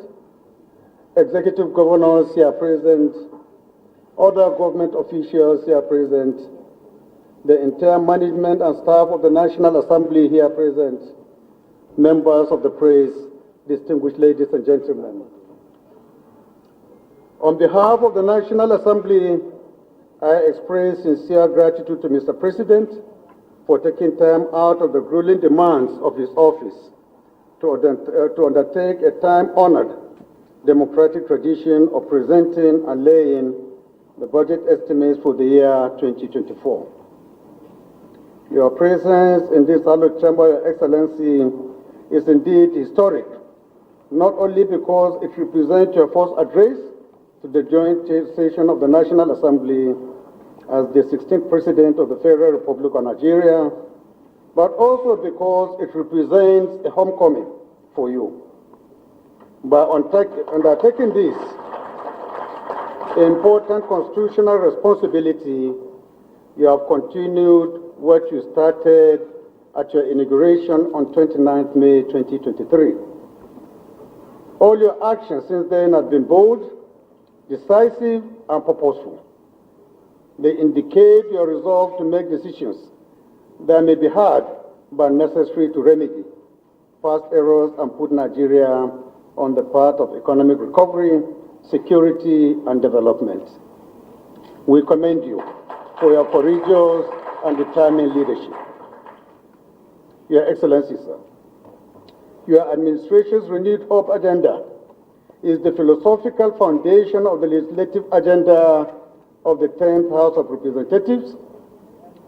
We have developed a detailed roadmap to ensure that the legislature supports, promotes, and oversees the strategic objectives of this government.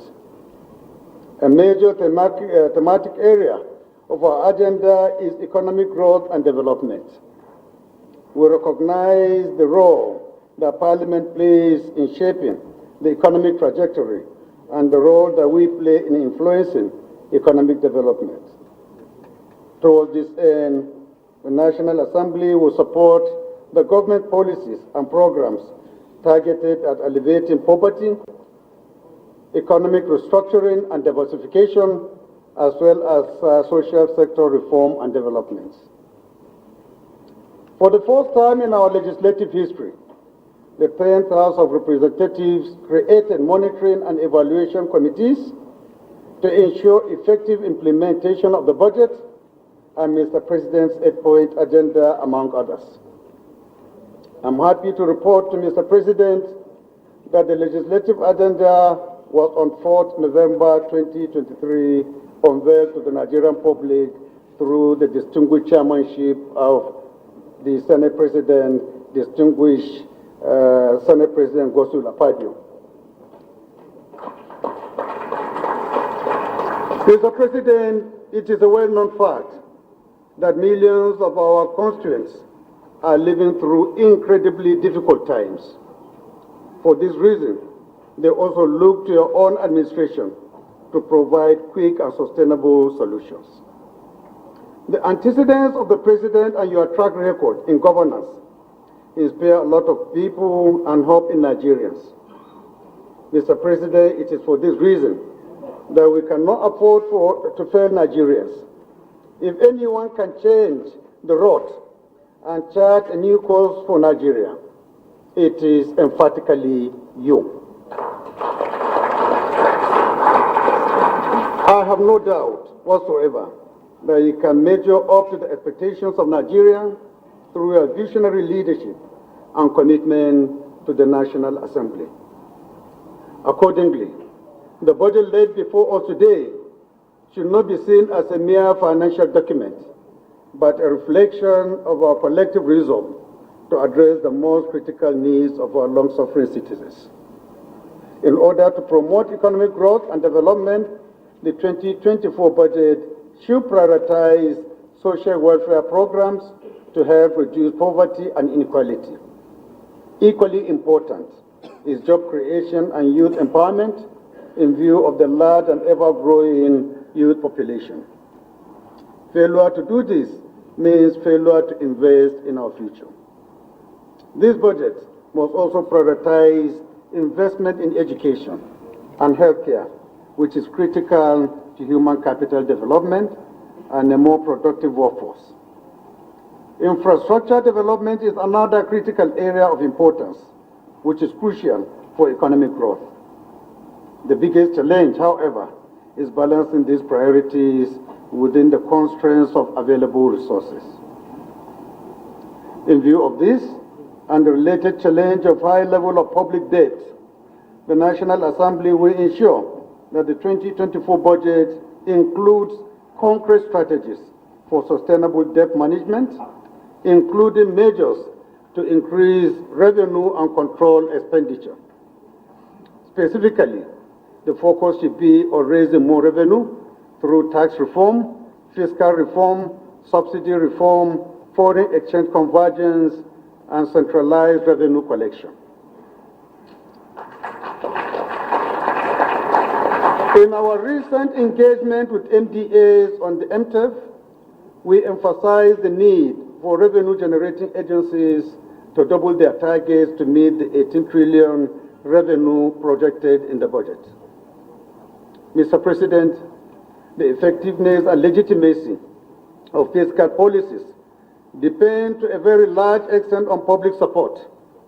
As the People's House, and in line with our legislative agenda, the House of Representatives will convene the first National Citizens Budget Town Hall to harness public input and opinion on this budget.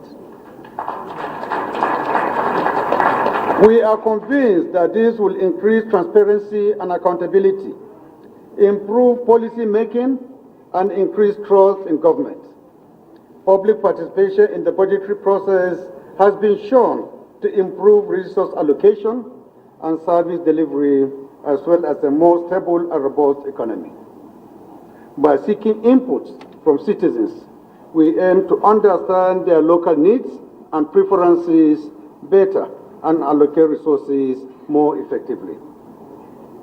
Your Excellency, going forward, will also work to institutionalize pre-budget engagements with the executive to further improve and hasten the budget process.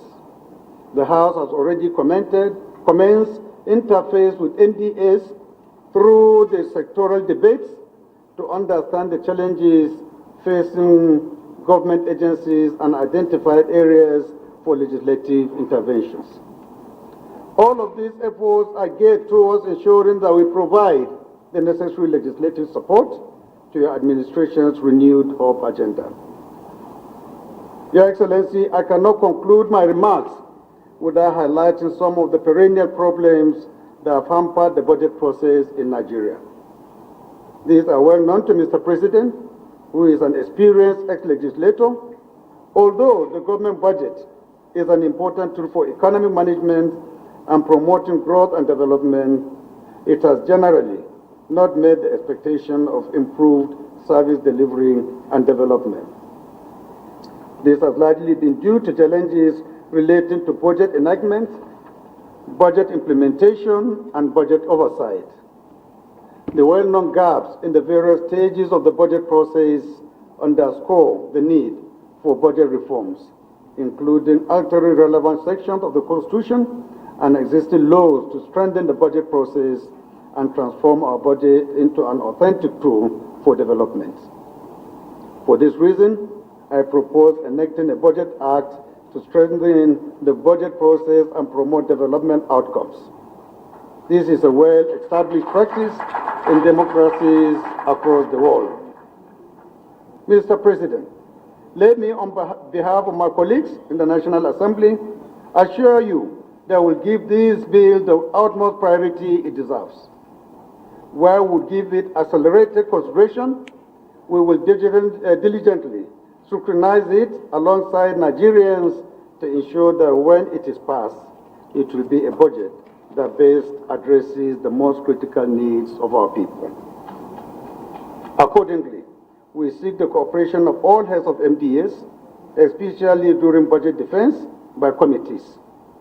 We shall thoroughly examine various aspects of the budget proposals, including economic feasibility, allocation and utilization of funds, and sustainability of proposed fiscal policies. This is essential for maintaining checks and balances and ensuring that government spending aligns with national priorities and is conducted transparently and efficiently. Therefore, I urge all stakeholders to approach the deliberations on this budget with a sense of purpose and commitment to national development. Distinguished senators, honorable members of the People's House, we must proceed with the huge task ahead. The next couple of weeks will be tough and demanding for us, but I do not doubt our capacity to effectively and speedily discharge our constitutional mandate. We must ensure that the budget, when finally passed, meets the expectation of the people we represent. We must equally follow through the implementation processes through our various oversight engagements. Mr. President, let me conclude by a short vote of thanks. My short vote of thanks by once again thanking you for undertaking this important exercise of budget presentation. To the National Assembly, I wish to categorically express the assurances of the 10th Assembly to work with you to ensure that you succeed and also Nigeria succeeds. Thank you, and may God continue to bless the Federal Republic of Nigeria.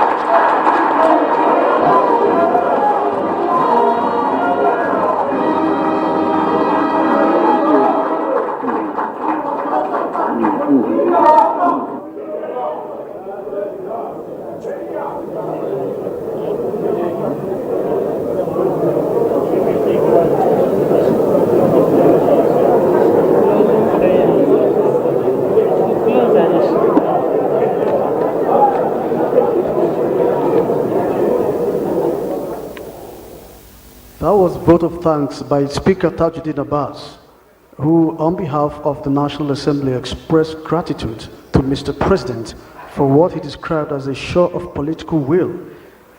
The Speaker also reiterated what the President of the Senate earlier said, that the National Assembly will give the budget adequate attention.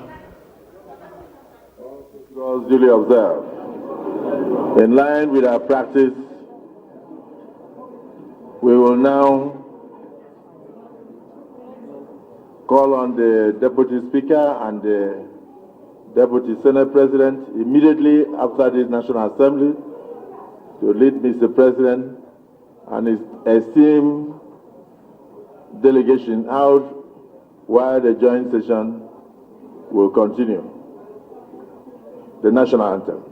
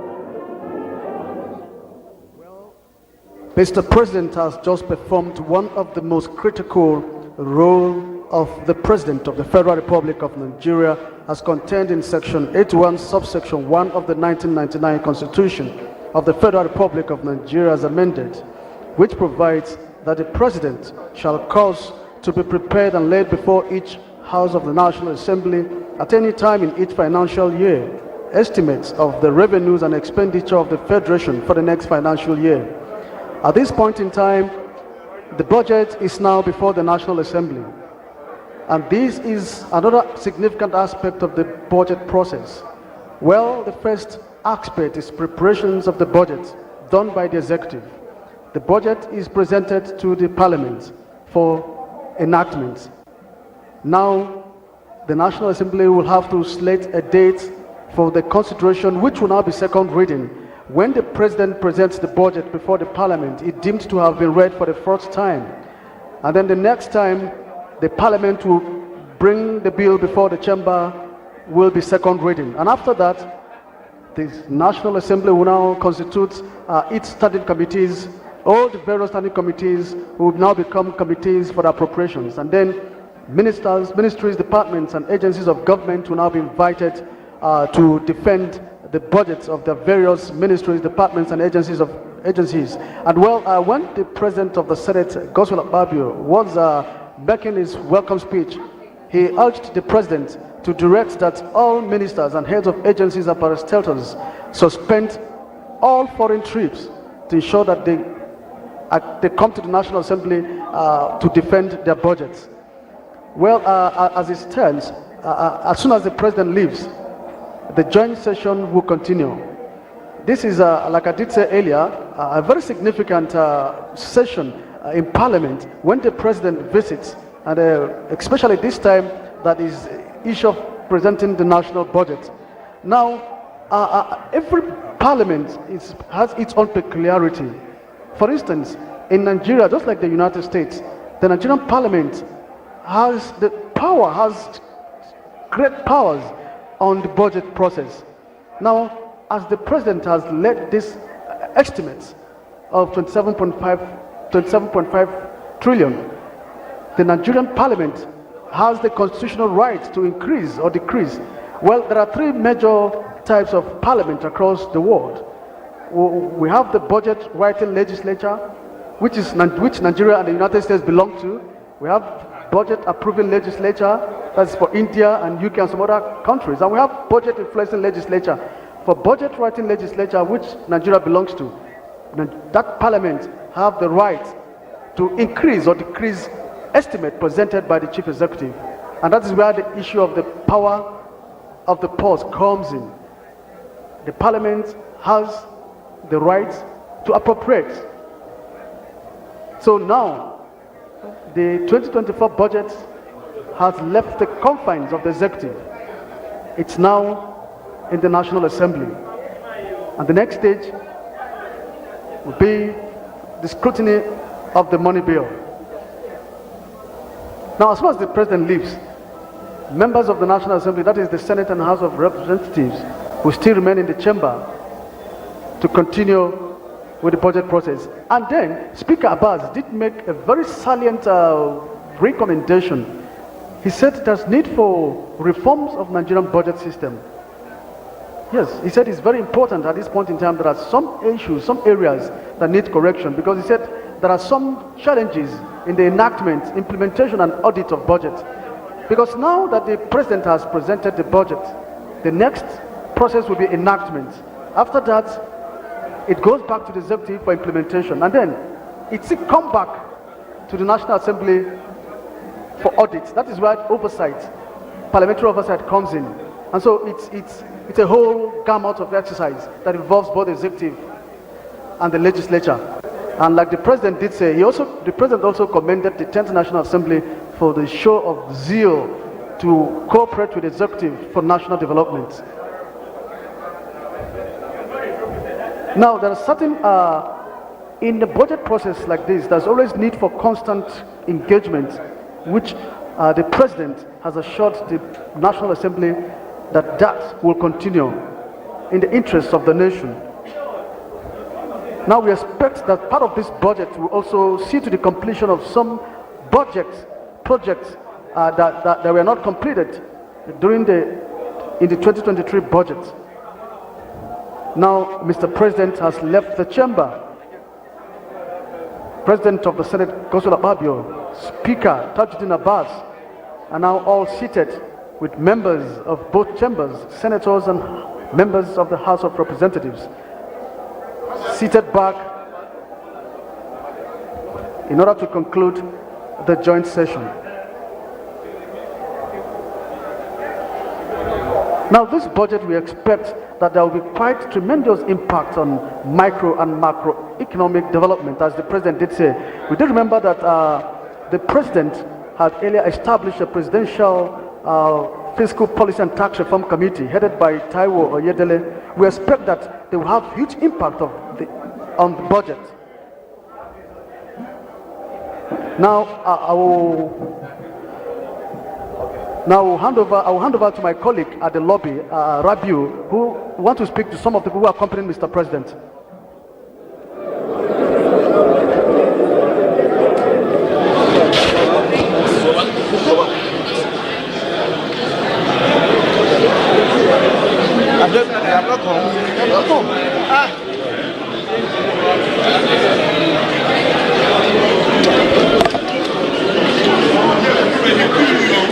We are not ready. Do we know we're ready?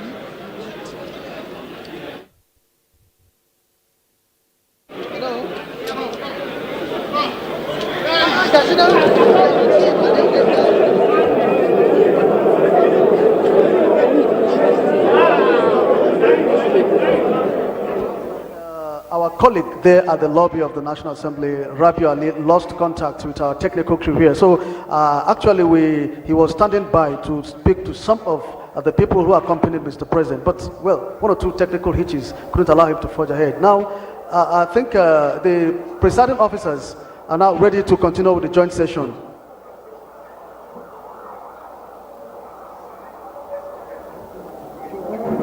on the floor of the House talking about the joint session. We have all witnessed the presentation of the 2024 proposed budget by President Bola Ahmed Tinubu, where it is themed the budget of renewed hope. And we have security, we have job creation, you have poverty reduction as top priorities for this budget. And the president did mention sources of funding. Earlier on, we were talking with guests in the studio where we're talking about, yes, it's one thing to have these plans well laid out. And Junior and the spokesperson of the House of Representatives. As you see, today is a very important day in the annals of our history. It's the very first day that we had Mr. President admitted into the chambers. As you know, he's an alumnus of the chambers as well, being a former senator himself. And he's very, very conversant with legislative processes as well. And as you know, quite a number of the executives, key players in the executive government, arm of government, are also former legislators. So what you expect, I want to highlight an important point that was made especially by Right Honorable Abbas Tajuddin, that we're going to have a town hall for the budget process. This is happening for the first time. And this says a lot about the People's House, in line with our legislative agenda, that we promise to be a responsive house, a house that interacts with the general public. So that is what you're going to have over the next few weeks. You're going to have intense scrutiny of the budget. You're going to have very intense engagement between various committees in the House and the ministries, departments and agencies. And one thing that is going to guide us in everything that we do is putting Nigerians first, putting issues of security first, putting issues of health and wellness of our people and economic empowerment of our people first. All right. The president made mention of key areas, which part of it is human development. Yes. What would you chip in, with this statement of a priority to human development? Yes, human development, as you know, is very important, and it's a crucial aspect of the renewed hope agenda of President Bola Tinubu, and it's important. You see this period with the removal of subsidy, there's a whole lot in terms of palliatives going on, and these are the issues that the supplementary budget addressed. But we need to move beyond even palliatives and start helping Nigerians to gain their footing. What we want is not just handouts for Nigerians. We want Nigerians to be able to stand by themselves and in dignity be able to provide for themselves. So this is very important for us, and I will fully align with the objectives of Mr. President to prioritize human capital development. Thank you so much. Thank you very much. Thank you for having me. Well, that has been the spokesperson of the House of Representatives. And with me also is the former House member. Let him also say something about the budget of renewed hope. Can you tell us more? Well, my name is Right Honorable Babangida Ngoroje, former Deputy Speaker, House of Representatives. And the budget has been presented, as you know, the budget of renewed hope. So the budget will stimulate the economy so that there will be more investment in the country. And it will lead to what we call sustainable and resilient economy in the country. Yes. Okay. There are some key areas that the president, stressed, on them. Like the issue of enhanced, job creation, defense, and what have you. Do you think that the 10th House would speedy, pass this budget proposal, in short time? Yeah. The budget cycle is December, January, as you all know. So the House will do everything within their mandate to make sure that the budget is passed. And job creation is very critical for any economy to survive. The active part of the population must be taken care of so that there will be productivity in the economy. Okay. Thank you. Thank you so much. We also are trying to see that where we can be able to get the Minister of Budgets. Let's key in to have his own comment. Budget implementation as state governor before, and he did so faithfully and implementing budgets that have been passed by the State Assembly then. So he comes to this job very, very ready. And even before this budget, there has been 2 supplementary appropriations. One that he inherited of 819, given his skills, he renegotiated that budget with the National Assembly and achieved realignment, money being moved from one function to the other, and he got 500 billion, which was used to support palliatives for the vulnerable following the fuel prices deregulation. Is equally the 2023 second supplementary appropriation, which was designed to provide money to the defense sector and urgent infrastructure works, particularly before the rainy season, before the next rainy season, as well as promises that were made to the Nigerian Labour Congress and the TUC, as well as the vulnerable population, 400 billion to support. And all these are being implemented peacefully.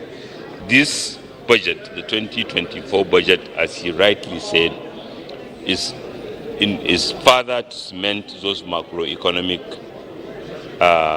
achievements where the investing public, the international investors, are showing confidence in the reforms that have been undertaken.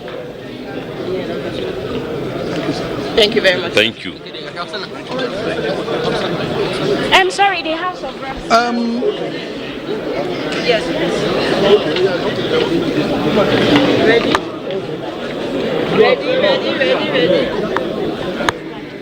All right.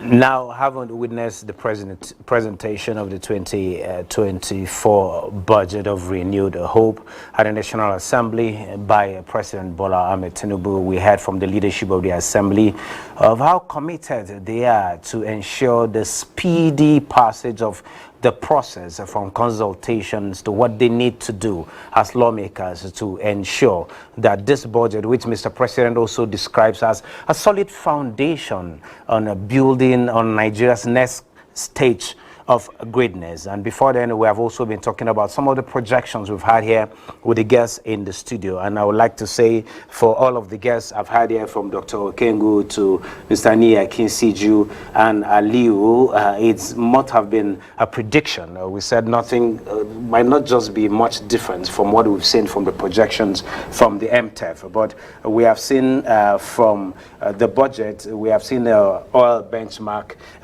predicted on $77.96 to a barrel. Dr. Okengu, we've been talking about the need to finance the budget. It's not just enough to plan for this, but in implementation, we need money for this. We need to bring in resources to ensure that this is done. With these projections, what's your take, and where should the government be going to source for this money? Yes, we're talking about PPP, like the president said, also leveraging on and not just domestic investors, but foreign direct investment to come in. Amid all of that, where do you think the government should be looking out for again? Well, first, before I answer your question directly, let me say that each time I listen to the president, I see a man who speaks from his heart. Sure. And you could see that, again, today, he spoke from his heart, and he spoke, what you might call truth to power. He spoke to the issues. Now, having also said that, there are 3 things that excite me, and also 3 things that make me a little unhappy. The 3 things that excite me... Yes, it's good. Yes, Let's start with the 3 things that excite me is when he used the word, and it was measured, job-rich economy.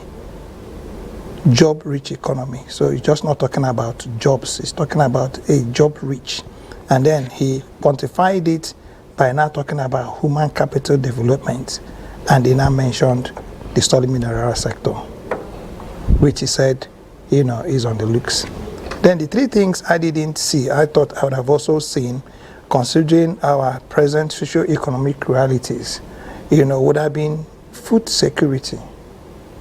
Because he's the first president in Nigeria that has broken the Ministry of Agric, and then created the Ministry of Agriculture and Food Security. Before now, we've had such mention. You discovered that from his swearing in into power, he made part of his 8-point priorities, the food security, yes, it's key, as well as human capital development, as well as financing. Beautiful. And he also said the CBN will do much more to finance that sector. And he also went further to declare a state of security, insecurity in the food sector. So possibly it was an oversight there, or maybe we'll get to see the breakdown. You see, the essence of us staying here is because the National Assembly has also said, and I mean, they're not going to just pass it and sign it for us to start running.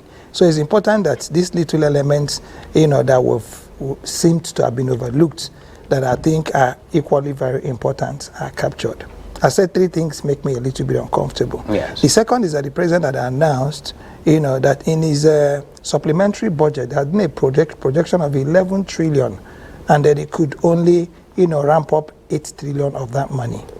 And if you just oppose that against what it is we have now, a projection of 9 trillion, something that is going to be constant of debt servicing about 8.2 trillion, okay, and then budget deficit of about 8.7 trillion. Yes. Okay, this is where your question, I needed for us to work the question so that you don't get a yes and no answer, so that we're able to build on what we need, okay, and how we can be able to raise, these investments. Now, first, the president had mentioned, okay, that we are going to be building a job-rich, private sector-led economy. And he had mentioned that we are going to be needing to build on our human capital, inclusive of our children. Now, what this means is that this is actually where your money can come in from. Because for a country that has 84 million hectares of arable land, 323 to 24 dams, okay, and 14 multiplication centers, none that is in operation now, okay, and then there is an agency of government that seems to be sleeping, and it is sleeping under the Federal Ministry of Solid Minerals, or now in steel. It is called the National Steel Raw Materials Exploration Agency, that has done so much in exploration in Nigeria. But there's another agency, I'm trying to now talk about human capital and where you can make this money and create these jobs. It's called the MTI, the Metallurgy Training Institute. Now, the moment, Benny, you are building an economy, the first requirement of bringing in investments after your infrastructure will be the human capital or skill sets that are certified, like I told you, before we went on break. And if the president recognizes that this is a very important component of us moving forward, then I think a lot of these social, protection programs should be tilted, like the spokesman of the National Assembly said, that it's not about giving people money. It's also important that we put people on their feet. So the first way to be able to get the international donor partners, which the president had mentioned that he was going to be interfacing with, is to be able to get 1, 2, 3, 4, 5 of them to focus on helping us to fund our human capital development. Okay, Dr. Akinsuju, we're talking about a projected growth of 3.76% within this period, and we're talking about, okay, not just harnessing the potential we have, talking about domestic investment, but also getting foreign direct investment. Yes, the president has been out there to attract investment into the country, and part of this presentation, he made a mention of what it's needed to put in place, which has been budgeted for, to ensure we have adequate power, we have adequate human capital development and all of that. What else do you think can be done to attract this investment, and not just about bringing them in, but sustainably over time? I can't go beyond the vision of Mr. President on this presentation. I think the old sectors and segments of the economy are well captured and streamlined. And I'm saying this because I think it's a realization of the challenges we are. And there's also a need perhaps to enlighten Nigerians to the fact that a budget is not an instrument to empower everybody. The first function of a budget as a law is to determine the extent of intervention of a government at whatever tier, of governance.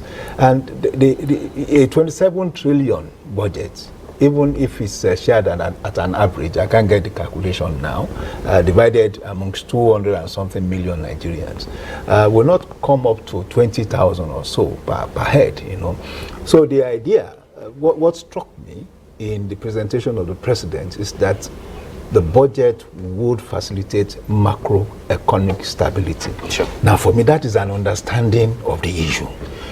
Whatever may be the other objectives to be accomplished are derivatives of macroeconomic stability. Because once you are able to accomplish that, you will be able to facilitate FDIs. Because whatever investor is outside your borders and is interested in the African continent, for instance, is going to understudy the character of your macroeconomy, to understand if it's predictable, to understand the extent of its growth, the pattern of its growth, and of course the predictability of where it is growing to. So to achieve that, for me, would be a major stride, by the federal government. If you have macroeconomic stability, which means you have predictive foreign exchange rates, you have predictive inflation rates, you have a predictive infrastructural development pattern, economic growth pattern and all that, it is easy for any investor, even within the local domestic environment, to determine what percentage of his money, for instance, or assets he wants to inject into that economy. And it starts with saving, individual savings. If an individual is not persuaded of the stability of the economy, for instance, it will be difficult to even save. And we know that saving is the first step in investment, in the investment process and stages. So I am praying that we would be able, to achieve it. One, in the next 12 months, to reduce our inflationary rate from 27 to 21. To 21. As predicted. I am also hoping that in truth we would be able to manage a 750 to $1 exchange rate. This is not the essence of exchange rate. In fact, it is not supposed to be predictable because it's a market-determined rate. But you should have a bracket from which the rate could be predicted.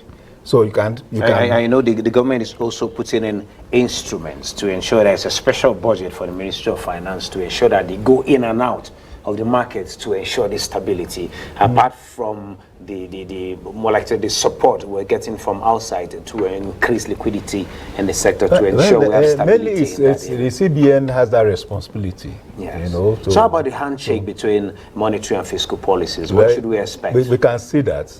I see that now because before this presentation, we're looking at a 700. That was the figure. Yes. It's circulating the 700 to $1. So the fact that it had been increased must have been a prompting from the monetary authorities.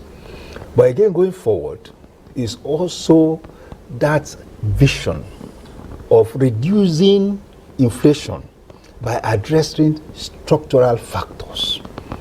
Now, what that tells us is that the president is saying the monetary policy factors or mechanism are not enough to address our inflationary challenges, and that we have a deficiency in infrastructure.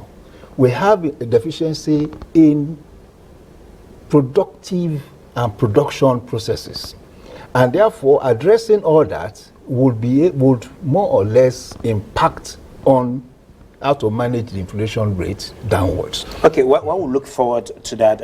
Mr. Ushewu Aliu, I want you to react quickly to some of these observations you've been talking about the forex market, talking about reducing inflation from 27% to about 21%, talking about human capital development. In all of that, what's your reaction? What's your take on that? My take has to do with the themes of the budget itself, renewed hope. When you are renewing hope for the economy in general, there are certain considerations to be made sectorally.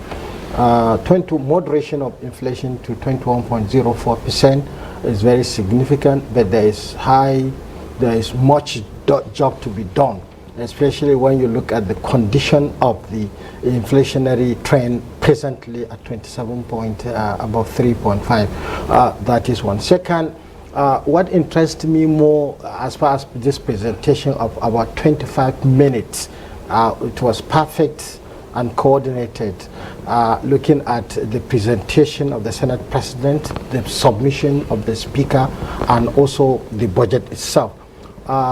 There are certain things that are missing. If you are renewing hope, inflation is the first because it's a moderator. The second is the exchange rate. The third is the economic environment itself. I have seen some element of sincerity from the National Assembly. If you look at technically the Speaker in his presentation, he spoke about how to reduce poverty and inequality. So anytime collective prosperity is mentioned, you have to look at those that two factors, because the rate of poverty is high and inequality is high. In a way of rounding up, sorry to hold your thoughts, in a way of rounding up quickly, I understand we don't have much time. Okay. Yes, like the President mentioned, in a few hours, particularly exactly 3 p.m., the Minister of Finance is expected to give Nigerians a breakdown as to what is allocated where, sectorally, who gets what sectorally. What should we expect? And yes, we keep talking about a budget at the central level. What is the role of the subnationals in all of this? We hear complaints, a lot of state governments are not able to pay salaries. Budgets are expended on expenditure rather than capital expenses and all of that. So what should we expect going forward? Learning from you see, before there are policies that are national in nature, monetary and fiscal policies of the center is very critical in stabilizing or in bringing the good input from the state level. However, we should be expecting a certain level of commitment by the Honorable Minister in trying to establish the economic environment, the risks involved, security. We are expecting security. However, what I had wanted to be present to highlight more is for us to know the head counts, the population of the state, because most of the statistics revealing the situation of the economy from the MBS is related to activities of consumers, that the citizen within the economy. And if we can get the right population, it will help the statistic, and it will help the implementation of these policies, and at the center it will help state. Notwithstanding, the state, there is a great job for the coordinating minister of the economy to at least incline in respect and of not just getting the right population, but getting the skill set right. Mr. Akisiju, maybe your concluding thoughts on this. I am also hopeful for growth in the GDP. Okay. Just like I said, it's a function of a stable macroeconomic environment. We have, of course, there's an impressive growth from 251 second quarter to 253 third quarter. I believe that if properly managed, especially with focus on private sector, I mean private and public sector partnership, we should be able to do this, because once we are able to create jobs, definitely GDP will go up, because thank you so very much, Mr. Akisiju, resources. Thank you so very much for want of time, but these are conversations we will keep having over time. Dr. Okengu, your closing thoughts on this? Mine will be the 3.76, GDP growth that the president has said we're going to achieve, against bringing down the inflation rate to 21%. I think everything that is going to be marked and matched is going to be matched against Dr. Kengu, before I'm dragged out of the studio, it's been nice having you to talk about this special broadcast. Like I said, it's a conversation that is ongoing. I'm going to get all of you to come back here again at one time or another to get to have this broken down for Nigerians to get to understand. Thank you so very much, Dr. Okengo, for having shared your thoughts with us. Mr. Ania Kinsiju, thank you so very much. Mr. Aliu Usheu, thank you so very much. Well, at this point, we come to a close of this special broadcast on the 2024 budget, talking about budget of renewed hope. It is a conversation that will continue. Keep updated with us always.